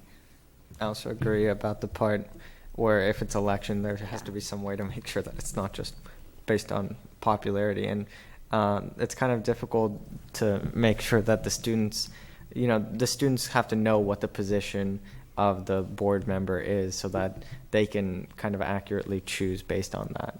I think it would be, is there a way, it seems like the principals do it right now, but is there a way for us to be in the process at all? Again, this other district was, for example, they had an interview process, and the final 2 or 3 or whatever had like an interview with the board members. Like the most important question that they asked was, how will you bring other students in that you have little in common with? Mm-hmm. Like, how will you get them on board? So I thought that was a great question to ask. Just an idea. I think we can do whatever we want. Sure. Right? But I guess I would much rather have the students be the selectors. I realize the popularity contest as there is with ASB officers and everything else. But if we want student voice, we ought not to try and filter it to make, make it somebody that we think is better for the board in our wisdom, and truly get student voice and let the students choose. In our ASB and our other leadership groups on campus, some of the positions are elected, but some of them are not elected. They go through their own process, and I know they take it very seriously. It's very long. I mean, those kids go through a lot of, jump through a lot of hoops. So we should assume that their process of picking their peers is a good one, right? So anyway, well, that's Linda. I just had one last thing, and just that, just something I think for students to think about. The popularity contest thing is real. I totally appreciate it, but not in recent years, but in long past years. The appointed position was appointed as a one-person popularity contest with the principal, and that's not the case with you guys or anyone even in recent history.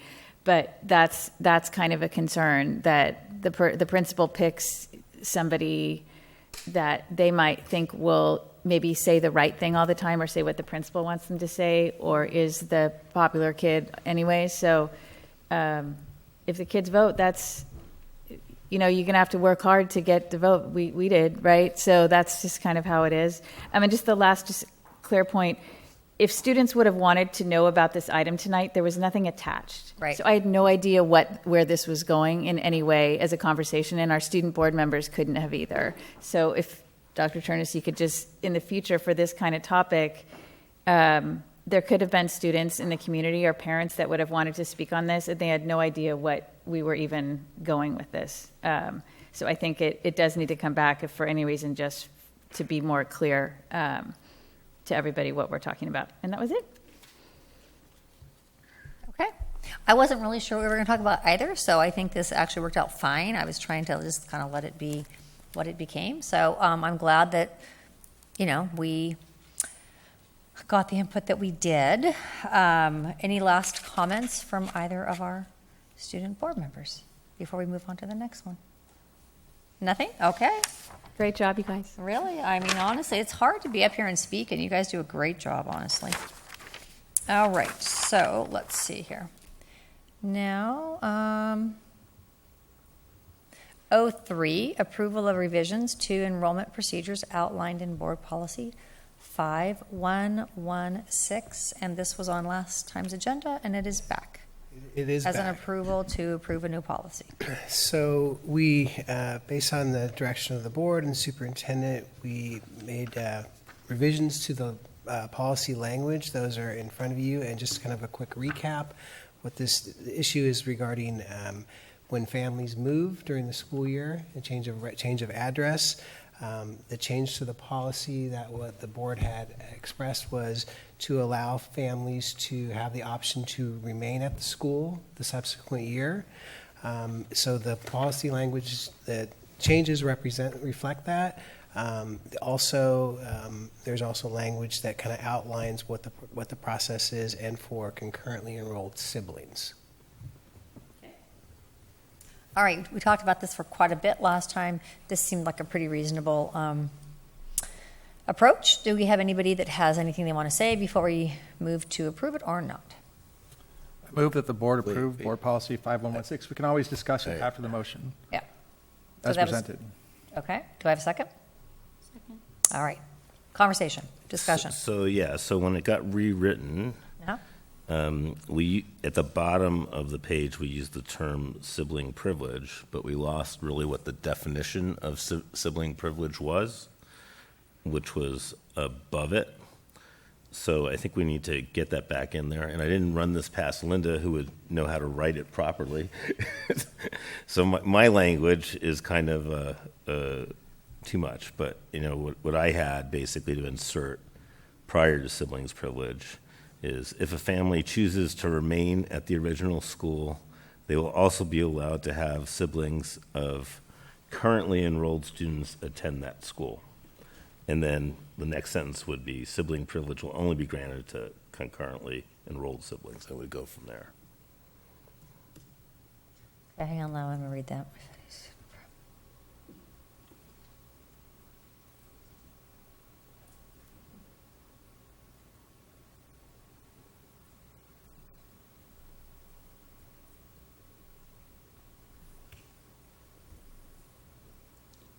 Rick, can you say it again? Sorry. Sure. I'm trying to pull the sentence out and I can't. If you go the paragraph right before it. Paragraph before where it says sibling of students attending grades, whatever. So that had the two things. So I just tried to change it. But so if a family chooses to remain at their original school, they will also be allowed to have siblings of currently enrolled students attend that school. You're just trying to define What sibling privilege what a is. sibling privilege is, because we Right. blue lined it out, right? Got it. So we actually probably should not assume that, and it's bad to assume the definition. Right. Okay, well, that's fine. We can add that back in. Right. And then my other thing was just kind of typo thing, which is the last paragraph on the if the moves. I just think that's a run-on sentence. We ought to separate it into two separate sentences. So we put a period after current, in the second line, we put a period after current school, strike the and, capitalize the if, and add a comma at the end of the line on their new address.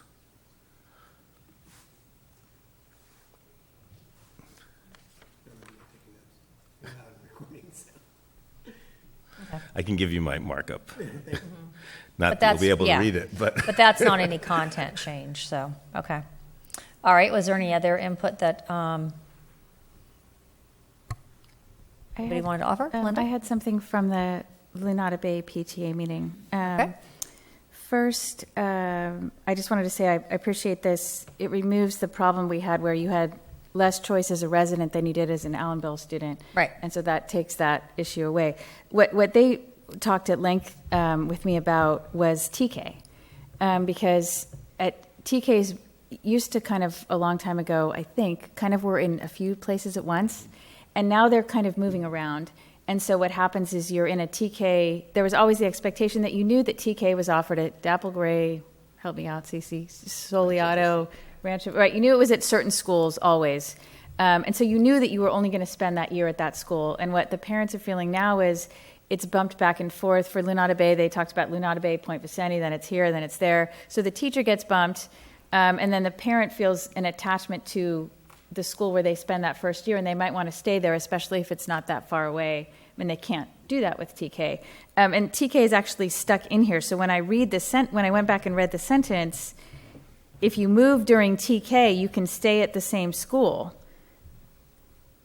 But if you don't move during TK, then you have to go to a different school. Like, that's the way I read it. And that's, Right. So, well, that was because TK wasn't always offered at every school. It was only offered at So- some schools. And So I think we need to clarify kind of what the expectation is for TK, and I think our principals would love to have us kind of go back to that old model if we can, where we have TK at certain schools, if it's possible. We can't. We can't do that because we just don't know. TK is year to year how many kids we have. But if you have half the kids from Lunata Bay and half from Point Vicente, you can always determine that it's always going to be at one of those two schools for that part of the hill, and then another part of the hill might have a different thing. But some years we don't.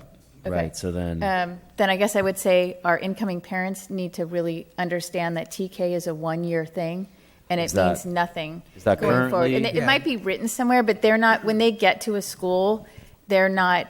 Sure. They're not. They're comfortable there. They're not feeling that. Yes. So the way I read this is written is that if you move, you can stay at your school as a TKer, but not if you don't move. You just get put to your home school. So should we strike the TK T? needs to yeah, go the out. T needs to go out. It just needs K. It needs to be K through 8. And then TK, I know we address in other places in our policies for other reasons. And the parents weren't necessarily, they were kind of mixed in their view as far as what should be the right thing. They just wanted clarity, I think, going forward.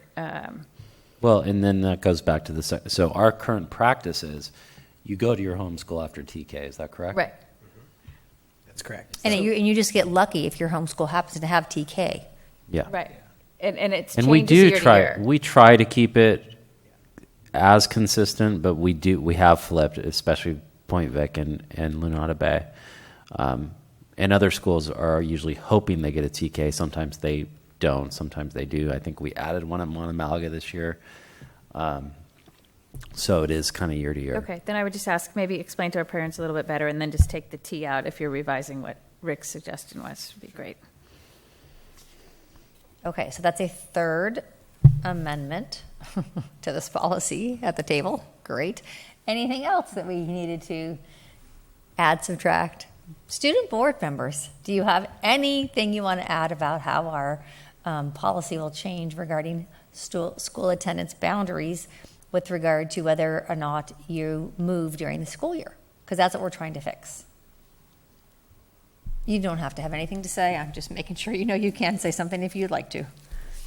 I mean, I remember the discussion that we had last board meeting about it, and I think that, you know, I haven't actually read what the updates are, but it would be nice if, you know, if you move from one school area to another, that you can stay in the school, and the sibling privilege thing would be. Like it's, yeah. So we will take another crack at revising the revisions. And Well, we could, so, okay, so you approve it. want to You can revise, approve I mean, I feel like we could just adopt it at the table right now, don't you think? Yes. Yeah, I mean, those are all basic. There's a For motion. at least a first read and just have them bring back the. could we do second read on consent? And, and- Yeah, that's fine. Okay. Are we good? Okay, so we have a motion on the floor, and we have a second. So, all in favor with the 3 revisions? Okay, so that's got to change the motion. Okay, so we'll go ahead and amend it. I amend my motion to add the amendments. As in the recording, we hope. Okay. Jana, do you want us to tell you them again? You got it? Okay. She said, please no. I'm just making sure you're good. Okay. Do we have a second? Second. Okay. All in favor? Aye. Say aye. Aye. Okay. Anyone opposed? Motion carries. So it'll come back. No, it's done. Not as a second read. Done. Okay. Good. Done. Moving on. We'll come back on consent. On consent. So we'll come back as, okay, second read on consent. Yeah. Okay. Moving right along. 04. Approval of agreement between the Palos Verdes Peninsula Unified School District and the Peninsula Ed Foundation for the 2020 summer school program. Thank you, President Seymour. So before you is our annual agreement with our Peninsula Education Foundation. Listed in the agenda item, it has the locations, the dates, in addition to, in the agreement, it has the outline of all of the different costs and services that we're providing. Okay. Does anyone here have any issues, questions, concerns? Okay, are we? Oh, I'm like, this is too good to be true, but okay. I promised you I wouldn't pull anything off consent. Not that I didn't have comments on the normal. So I guess one of the things that I remember hearing at the WASC visit for summer school was that other districts had good success with having world languages in summer school. I did not see that listed as one of the courses that would be offered during summer school, but I do think that we should explore it because I do think it's a better educational experience for the kids to be immersed in that for that long summer school class, and they might actually learn the language a little better than if they just get an hour, a day or 2 hours every other day, depending on which high school you're at. So could we talk with PEF about adding world language to the curriculum for summer school? We can explore that. I'm not sure if we have time to do it for this summer just because they've already done their staffing and applications, but we can explore all of that. Thanks. The only thing with that is I would say you probably only want to do that for Spanish, because if we're trying to keep enrollment up in all these other languages at both our high schools and we're struggling with that, I think that would be something you'd have to look at. Right, I think Spanish makes sense. No other language does. I think it needs to be a conversation with our teachers as well, just as they're very interested in it impacts the schedule. And so for the same reason we have discussions around social studies, before we jump into a new subject, we're going to have to look at master schedule, enrollment, look at FTEs, because those are all considerations. Right. I mean, and the other area where it would work would be year one. So if you were a year one Spanish student, or year two, you had it at middle school, then you would, because I know for Spanish, a lot of our kids want to get to Spanish 5, but you had to have started Spanish before, high school to get through Spanish 5. So anyway, I think it's got potential. So, I mean, I'm sorry if I misunderstood. I thought we were simply approving the contract. We weren't actually discussing what courses were going to be offered. I think that's a bigger discussion for us to have as to what courses and what we are expecting or hoping that PF provides for our students. But I thought this topic was solely on approving the contract. Well, it's not approving the contract, but you could say you don't like the contract because it doesn't have X, Y, Z, and then. Well, you could say that you don't want to approve the contract because the courses aren't listed or aren't mentioned in the contract. You could do that. I'm not in that position, and to do such, all I am saying is I think that I would like the opportunity at a later date to have discussions about what courses are offered over the summer, but this is not the place to do it. Well, I think that we need to figure out a way. We talked about this last year, and here we are again, right? So maybe, even though we have this on the agenda later on this afternoon or this evening, maybe in the summer, I mean, I know we don't have a meeting for July, maybe June. It just feels like we never have time for these kind of things, but we need to figure out our philosophical approach to this anyway, like you just talked about with teachers and classes and what we're going to be doing. So if we can put that on for a time, I mean, we can make it a whole study session too, but maybe we can just figure out a way to have a wider conversation about it.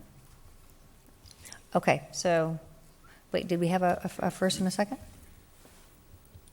No. No? Okay. All right, so do we have a motion to approve? I move that the board approve the agreement between the Palos Verdes Peninsula Unified School District and the Peninsula Education Foundation for 2020 summer school program for K-12 students. Okay, and do we have a second? Second. All right, all in favor, say aye. Aye. Aye. And anyone opposed? Okay, motion carries. So now to 05, award a proposal for roofing consultant services, RFP number PS 024-010820. Take all those zeros and other numbers there. Thank you. So Vash Brenner-Chiron is to come up. She actually ran this from start to finish. I did a little bit of reference checking just with people that I know around the state that have worked with the recommended firm as well. And I would say, summing up from both of us, we were happy that we got the responses we did, and we feel that we have a very good firm to move forward with for roofing. A couple of questions and side comments from board members to me had been, can you lay it out again as to what you're really asking for tonight from us? Because there are different levels of work contemplated here. So the action to be taken tonight would be, do you approve of staff recommendation to work with BEAM going forward? That's the action being taken. What I'm hoping to get is some direction onto the size of the amount of work that they would take on this summer. And that was the extra information that I wrote to you about, that we actually had a good winter. May we have a good winter again in terms of not too much rain. We were able to get the repairs in place that we knew about at the time. It's likely that we could have a summer of minimal repairs and more preventative maintenance, thinking about areas like with a survey, where is pooling going on? Where are there areas that we might want to do a little more, again, preventative maintenance ahead of time? And that could be more on the scale of something like $250,000 instead of the $900,000 of construction work, plus the consultant at has been about $100,000. This particular consultant bid $75,000 for $900,000 worth of work. So is the idea that you would you'd like to give direction that we go out and look for a total of $1 million worth of work this summer, or are you okay with us having it be a little bit more scaled back based upon the recommendation of Mr. Kamabayashi?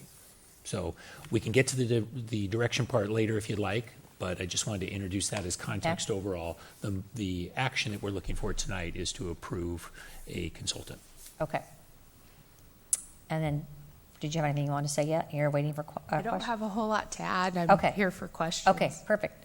So then, do we have any questions from the board? I'm very happy to see that we had four bids, that by getting this in a little bit earlier this year, we were able to get more bids on.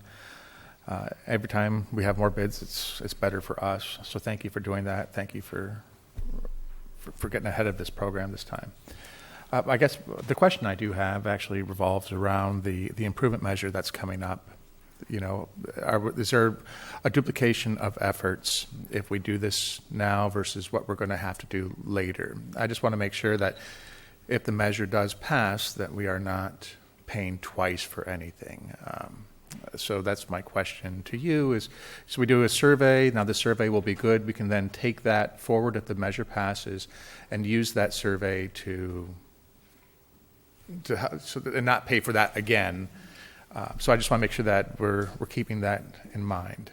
Yeah, that's why I'm suggesting a scaled back amount of work. That is work that we would want to do this summer regardless, because we wouldn't have any major construction project most likely involving the roofing ready to go forward for the summer. Just think about DSA. I'll just say those three little initials, and we know it'll take time. Right. So again, that's why I'm suggesting maybe we scale back the work this summer to be just things that we think will be important for preventative maintenance for the fall and beyond. Okay. And now, so this is coming out of existing facility funds. Correct, which are very low. Which are very low. But, facility funds, they compete with general funds, do they not? I mean, we basically take money out of general funds and put into facility funds unless there's, for most accounts. So that this is money that we are literally taking out of our general, not literally, but essentially taken out of a general fund, the money that we could have spent elsewhere on teachers and programs. Well, we're not taking this out of general fund because there is money still in our facility funds. Understood, but you're right. For other projects, at some point, we will start tapping the general fund. Right. So, my concern is just that anytime that we are making these changes, that we are actually, it's not, the state's not paying for it. We're paying for it. It's coming out of our budget that we could be using for teachers and programs.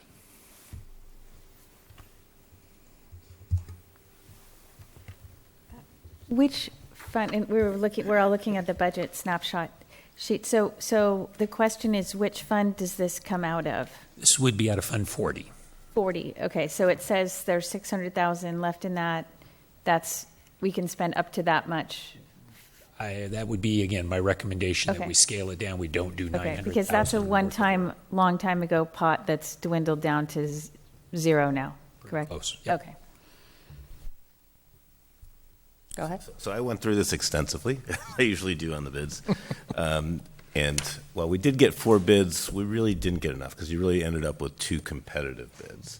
And I thought what was interesting is that the other competitive bid wasn't really from a roofing firm, but was from an architect firm. And was much more architect-oriented, and that was Pacific Architecture and Engineering. So I agree with the recommendation that of the 4 bids that we got, that the right bid to select is Beam based on them being a roofing contractor and there being the lowest cost.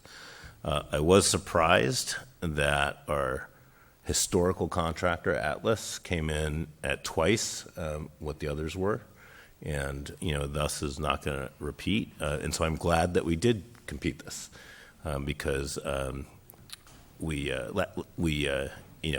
got a better price. Last year we did this as a not to exceed for $100,000, which, in case people are wondering what soft cost is, so that was, basically $100,000 out of $1 million job. So there was $900,000 of direct costs and $100,000 of soft costs. So we spent about 11% of soft costs on that job. In this particular case, we did get a response from Beam in terms of how they bid it, and they bid it essentially as 8.3% of soft costs. That's how they estimated it. So they said that if you had $900,000 left over to do the roofing work, that their estimate was $75,000 because they would estimate it's 8.3%. So then if we downscale it to $600,000, and so that we're going to do, call it 550-ish, right? Are we then going to have the NTE for Beam be essentially that 8.3% of the 500,000, and as opposed to the NTE being 75,000?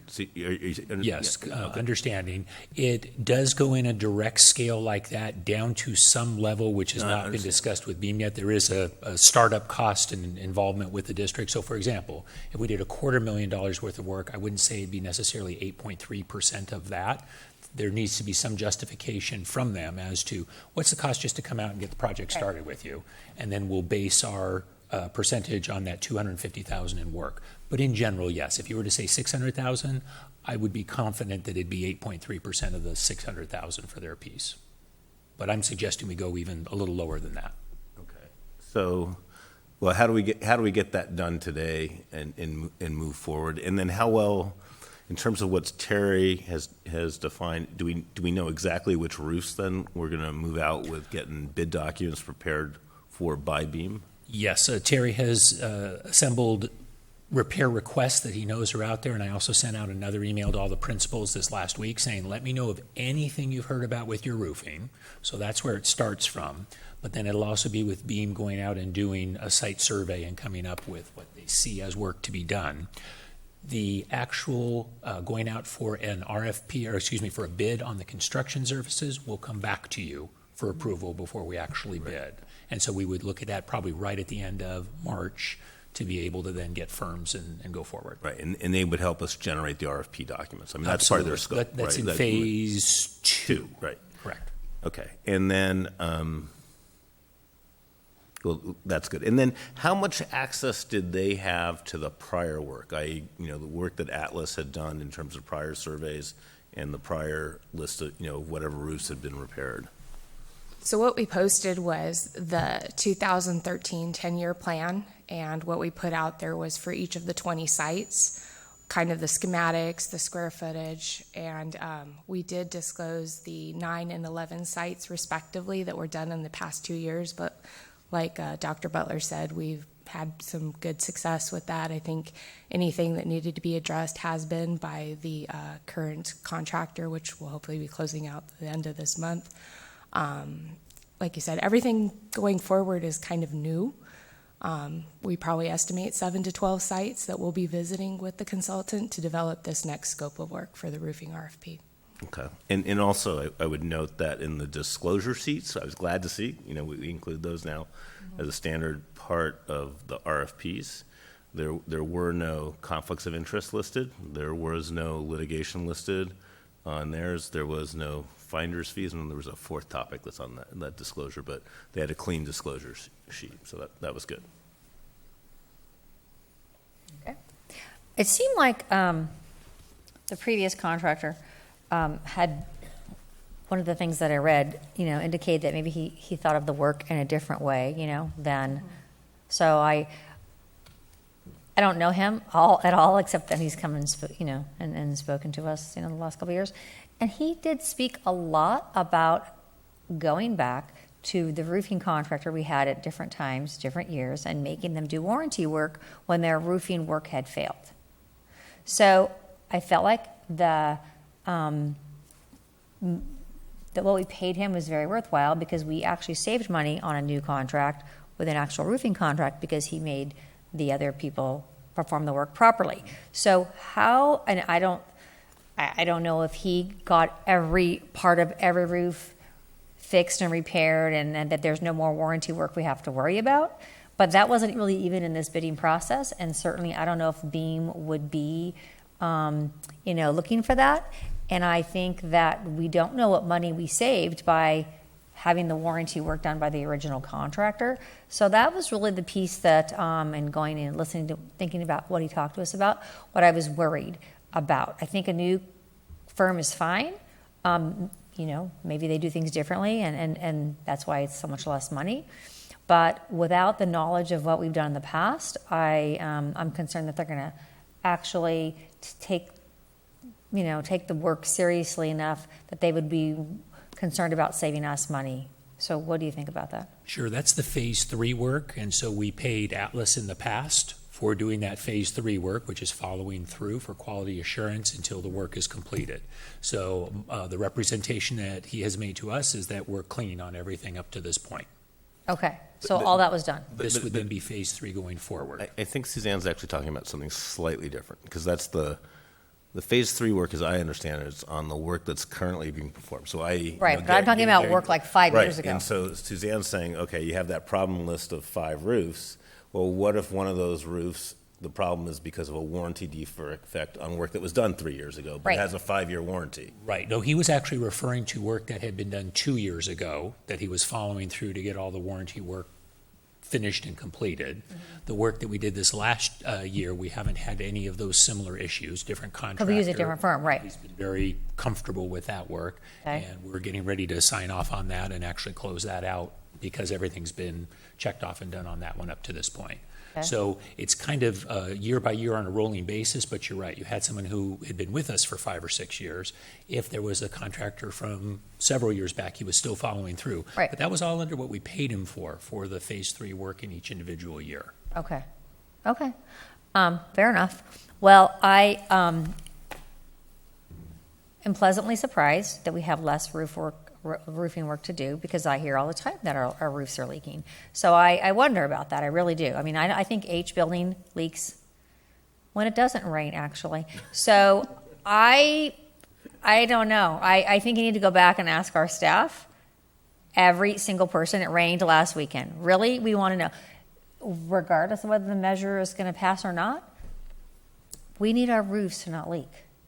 So I don't want to spend money we don't need to spend, but I also don't want our kids in classrooms with leaking roofs, and I don't want our teachers in classrooms with leaky roofs. It doesn't make any kind of sense. So I'm not, I'm okay with trying this out. I'm a little apprehensive, but it's just hard to imagine that their work is substantially less, but maybe technology is on their side and they know how to use it better. I don't know. We're also tempering it, given, as Mr. Brock mentioned, if there is a facilities bond that passes, that will also provide a whole different scope of work going forward. So right. we're trying to be conservative as well. Right. We would not have made the recommendation to go conservative if we didn't have both the opinion of our previous roofing consultant and Mr. Kamabayashi that this is probably a good year to go smaller. Okay. Wouldn't have made the recommendation without that. Right. I just worry that the people in the classrooms, the principals, the staff are telling us when they have actual problems, and that those slips are getting filled out, and then we actually know where the roofing problems are. So if anyone's listening and you have a leaky roof, please let us know. Let your principal know, and then they'll let me know. Yeah, don't actually call me. No. Call your principal. Okay, Linda or anybody else, or are we okay? Oh. What? I know the students have now left. They're smart. They're going to skip the roofing conversation. So do we need to amend this at all to deal with the downscale? Because if we award it as presented, aren't we awarding 100K or 75K NTE? As you see, because we have said in the recommendation as presented, and then up above you have an asterisk right above administrator. Fee is not to exceed price based on approximately $900,000 roofing construction costs, and will be scaled back if the construction cost is lower. So I've received direction tonight, as I've heard it, to scale back the construction cost. So we will scale back this. I don't have the exact number for you today, because that will depend upon the amount of preventative work that they find when they do their initial site survey. Okay, I'm not good with scaling back the construction costs until we really know we don't have a lot of other leaking roofs. So I'm okay with the contract as is, knowing that it's up to $900,000, but I don't want to not fix roofs that leak. Well, the contract's up to $75,000. 75, but for the construction for $900,000 worth of work. Right. And they will start work right away doing the site surveys and let us know if it's something larger. And again, we'll bring to you at the second meeting in March what the actual construction work is. Because by then we'll have bid this out and we'll know where we are. We want to bid it. We'll be awarding to Beam, and then they'll do the work to see what we need, and then we'll come back to you with the with the bid documents to approve. So you think we're going to get the bid documents end of March to do the work? Okay, that makes sense. Correct. Okay. So at that point, we are going to know the full dollar amount of what we need to do. Yes. And we're going to get multiple bids on the roofing contractors. Always strive for multiple bids. Well, no, but we've had a tough time getting multiple quality. What I'm hoping is that with another contractor that works good statewide, Beam is all over the state. In fact, one of my references was from a district in Northern California that's worked with them and just absolutely couldn't say enough good things. I think that they will be able to get the word out potentially to a wider audience. Good. So if we approve this and the cost, they go through and they analyze everything, the cost comes in lower, then the fee will be lower for, let's say, phase 3 and phase 4. Is that essentially how this works? So we can go ahead and approve this now, knowing that if they will tell us actually what we're looking at cost-wise. All right, I move that the board approve the award for roofing consultant services, RFP number PS024010820 to Beam Professionals Roofing Consultant Services as presented. Great. Do I have a second? Okay, all in favor, say aye. Aye. Anyone opposed? Motion passes 5-0. All right, now we are on to the consent calendar. Let me get my paper ready, hang on. Just because Rick doesn't want to pull any doesn't mean. I mean, it'd be too good of a night if nobody pulled anything, okay? So does anybody have anything to pull off of consent? And again, anyone listening at home, consent is the section of the agenda that are routine matters that we do not usually take individually unless a board member would like to have that item pulled for a conversation. Anybody? How about we start with Linda? Do you have anything to pull? Jan, if you could just mark me as an abstention for P2Q. Okay, and Rick, anything? No. All right, I have nothing. And Megan? Nothing. And Matt? If Janet, can you mark me as an abstention for P2I, authorization for the Capitol Convoy? And then I would like to pull just quickly P3B, which is acceptance of gifts. So then when I call this, do I do anything different if we have the two abstentions in advance? We've never done that before. No? I still approve the whole thing? Okay. All right. So then do I have a motion to approve the consent calendar? Everything listed but P3B. So moved. Do I have a second? Second. Okay. All in favor? Aye. Aye. Anyone opposed? Okay, motion carries 5-0. Now P3B. Acceptance of gifts. Again, thank you to our community, our PTAs, our parents, who make everything so much better for our students. This month, over $46,000 in gifts were received by the district. So just a hearty thank you. I know a thank you letter goes out to all these donors, but again, I'd just like to thank them a little bit more. And with that, I move that we approve P3B, acceptance of gifts. Okay, do I have a second? Second. All in favor, say aye. Aye. All right, anyone opposed? Motion passes 5-0. Then, now I'm lost my spot. Okay, so now we have a new item on our agenda, just to make our life a little bit more exciting. And we're trying something different. So what we're going to do for a while and see if it works is we're going to have an item on every agenda called future agenda items. And then we can say what agenda items we would like to have in the future. Please don't list 400 things each tonight. We're doing so good. But if you have an item that you want to, this will go maybe a little bit easier in the future. And this will help me manage the agenda in the future. And because our staff now will actually keep a running list for us. And then there should be no issue with getting items on the agenda in the future. And hopefully I won't forget anything. So President Seymour, can I just add? Yes. To specifically, this item will have your recommendations at the next meeting. So this will be a parking lot that's carried over for every meeting unless we agendize it and then we take it off the list. Oh, okay, good. So then if anybody would look at this agenda, they would say, okay, in the future they're working on having these things on their agenda. That's correct. I like that even better. Perfect. Okay, so, and this came about because when President Reed handed over the list of things to work on in the future, I'm like, wow, I got to work on these things. And anyway, we Dr. Turnus and I kept discussing it, and then he's like, you know what, why don't we just create this new item, and then everybody can see what we kind of that we're working toward. So I think it'll be a good practice for us. We're going to give this a try.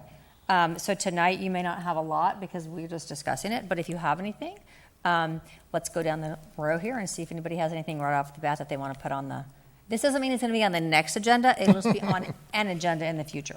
Okay. Well, thank you. This is a great idea. Thank you, President Seymour and Dr. Turnus, for presenting this as an option. I just have 4 things. I would like us to discuss conflict of interest, the gifts for absences, the outsourcing of education, which is a more broad, general topic, and hey, I always pull it from the consent calendar. Maybe we just move gifts to its own special place that we can, so I don't have to yank it from consent calendar every time. Okay. And Megan, did you have anything?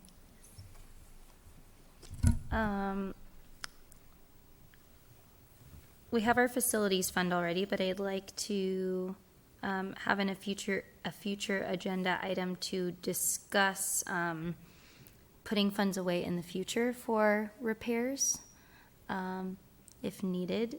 So budgeting for those. Like a capital account? Sure. I mean, just something where we're focusing on putting funds away Okay. in the future to fix things potentially. A sustainability advisory committee. And then also with that, looking potentially at other districts and what we can learn from them as far as sustainability. Okay. And lastly, looking at our district internship programs. So I know our two high schools kind of run different internships, and I'd like us to look at centralizing them into one for the district, so that there's not two high schools competing against each other, and with that, expanding community partnerships to maybe have something over the summer, like a day in the life of a career, where we can get our community involved and have students shadow people from the community. I did that in my high school. So those are my three. Okay. I will then let Rick go ahead and go. So from earlier tonight, I guess a resolution of support or renewing our support for AB 39 prior to Capital Convoy. I spoke about this during elementary world language, but I would like us to talk about K through 12 computer science, which is also a state initiative. I'd like us to discuss soon what powers we think the Citizen Oversight Committee should have, and in particular, what powers we think they should have above the minimum that's specified by law. Okay. And that would cover both the existing Measure M Oversight Committee and the potential, Prop 39 Bond Oversight Committee. And then finally, also, so I've always, when I do my classroom visits and I go into a sub classroom, I'm always really disappointed with how we have subs sometimes in world languages and STEM that don't speak the language or don't know that kind of subject material at advanced level. And so I'd like us to find a way to discuss and work on a program to take advantage of the talent in our community, especially among the retired population who speak the languages and know the subject because they used to be, STEM employees and other people that are versed in STEMs, to get them into into our substitute pool. Okay. And then that leaves Ms. Reed. Okay, well, two of the things I had were already spoken about, so I don't need to speak about them again.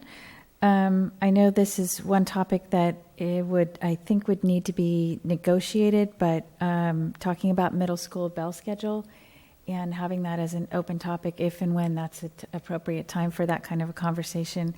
And then the last one, it is something I've thought a lot about, and I think it might be time to revisit, and that's thinking about solar power, whether it's a power purchase agreement or something different for our schools. And it's not necessarily a sustainability thing. It might be a cost-saving thing as well. But I would recommend, obviously, waiting on that towards see where we know with the measure, because I think it's a pretty complicated topic, and it would take a lot of staff research. So I'd really want to make sure we had board consensus on talking about it, not just me saying I want to talk about it, if that makes sense, because I think it would be a lot of time for the staff to work on talking an item like that. Okay. All right, then that just leaves me. And the only thing, I had a lot of things, but most things have been touched on. I would just like to ask that we discuss intervention and what specifically we're doing with intervention early in the cycle. So I'd like to talk about that in, say, May. I mean, not in May, and May. So we won't know test scores, we won't know how the year ends, but it's not going to matter all that much, as we know we will need something the next the following year, and we've made it a little bit different. So by year 3, I'd like to see what we really have planned, and think about that and get input, and maybe from the people that have been benefiting from interventions. So before they go away, if we can get parents to, talk to us, or even the students, I think that'd be useful. So that's really the only thing I have to add on the future agenda items. So does our staff? You have the list that I bequeathed Yeah, I to you. have. Yeah, Okay. Alex has already. Okay. We've already gone through it. That's why I was like, oh my gosh. So yeah. All right. Does the staff need anything else? Do you have the list? Are we good? All right. See, I'm so smart. I'm making them do all the work that I'm supposed to do now. It's just getting better every meeting. Okay. All right. So go to the report of board members. And let's start with Matt Brock. Actually, can you? No? Not go with me. Okay. Rick. Let's just mix it up.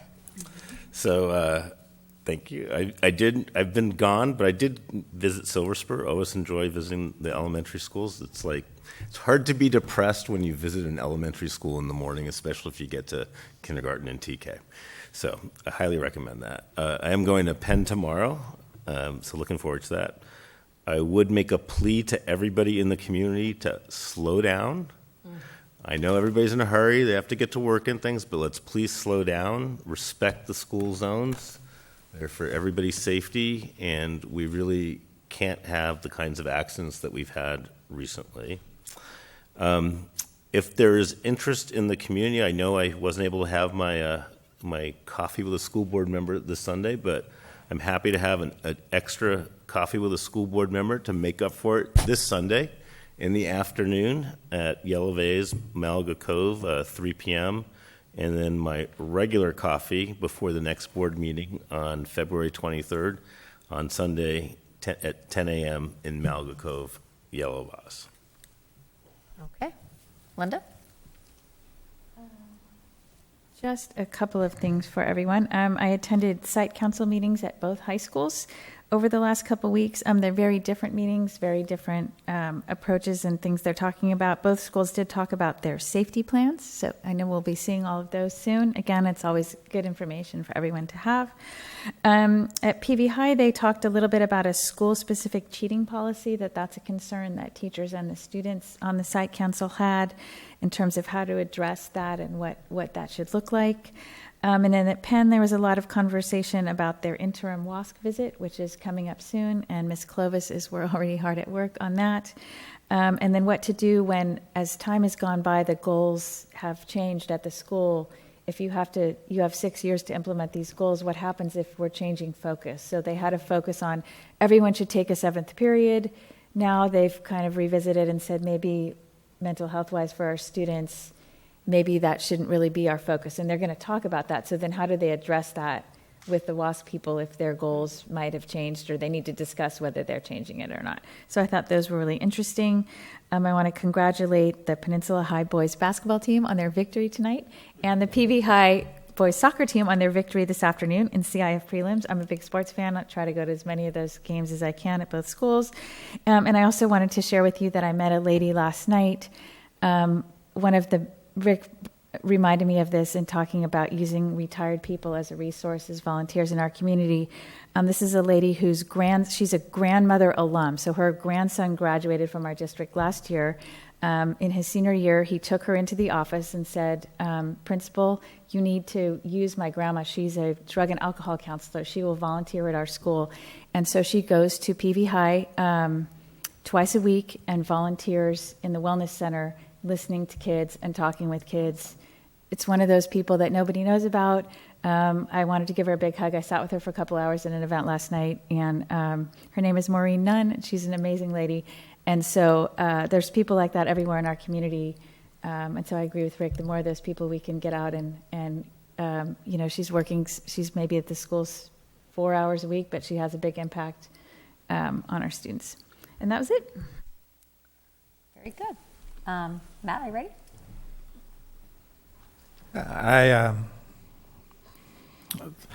The improvement measure that is out there is becoming divisive for our community, and it doesn't need to be. People, if they stick to the facts, we will all be so much better off and have a much healthier conversation than when there's innuendo, there's accusations, and that is not why we sit up here. We sit up here to do what's right for the students and what's right for our community. And it's not to divide our community. Some arguments that are made, on their face have merit until you understand exactly why those decisions were made. And it's just important to seek the truth rather than just believing everything that you read. One of the most disturbing things recently is now board members are being accused of stealing campaign signs. I don't know which of you did it, but I would be absolutely shocked if any board member here took a no on Measure PV sign. We all have run for election. We know what it's like to put the signs out. We know how much work it takes. We all know it's against the law. And we all have a respect for open discussion and for the rule of free speech and democracy. So again, I would be shocked, but that's the kind of divisiveness. They're trying to say that, the board is stealing signs. And, it's shocking to me that it's devolved to that level. So I am, in my report, simply asking people to seek the truth, to look for facts, to understand the process, and don't let emotion get in the way of what's right. That's it. Thank you. Okay, thank you. Megan? I was going to comment on that too, but Matt, you did a great job. So I echo everything that Matt said.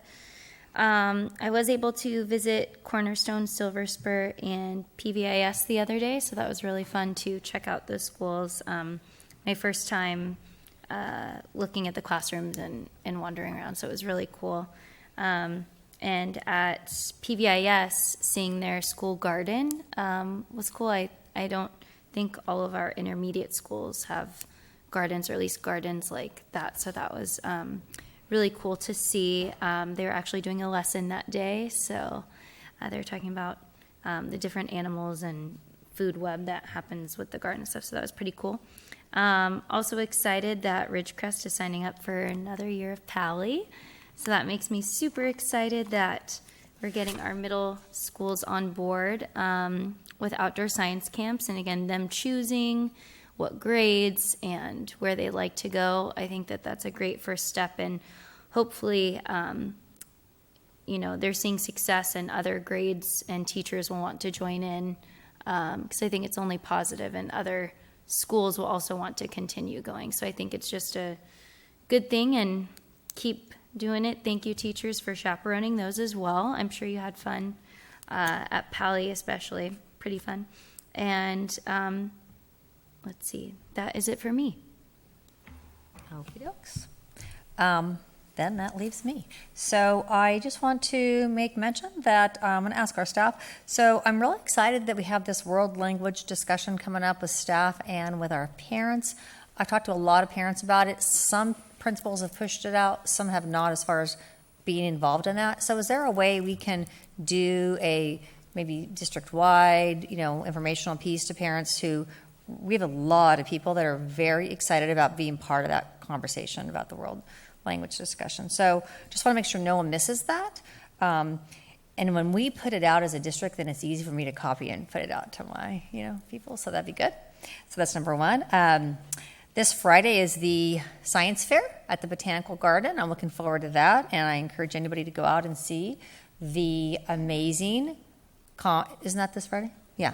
The amazing projects our kids are going to do. So that's from 2 to 3:30. You can go see all the projects at the Botanical Garden. And honestly, every year I'm amazed. You walk around and you don't even, it's actually hard to even know what half the things they're talking about. They're so deep. The kids are very, they take it very seriously, and it's very impressive. And then I am going to attend this event on the 24th of February that's open to anybody, and it's at Miracosta High School, and John Cheng, our treasurer of the state of California, will be presenting Where is Our Money in California? And I thought, I have been asking, and people have been asking me every single day where all of our money is and why we are trying to raise money locally. So I thought, well, I'm going to go to listen to what the Treasurer of California has to say about where our money is. So maybe I can get a better answer, because we all want to know that answer. And then on Thursday, March 26th, is the Unified Track Meet that Peninsula is hosting for all of our students. And that's a really fun. I didn't get to go last year, but I would like to go this year, so I want to make sure that everyone knows about that in case anyone from the community wants to participate with that. And then lastly, we all talk to people in the community every day. We answer questions every day. We're all available, via text or via email or phone call, whatever. I also have a Facebook page, and I looked up the name this time. It's Suzanne Seymour, Palos Verdes School Board member. And so I post a lot of stuff on there that's on our district website, but people can't always find things. But I post something every day about whatever's going on and what we're doing in the community. So another way to stay in touch. So with that, I think our meeting is officially adjourned at 8:53.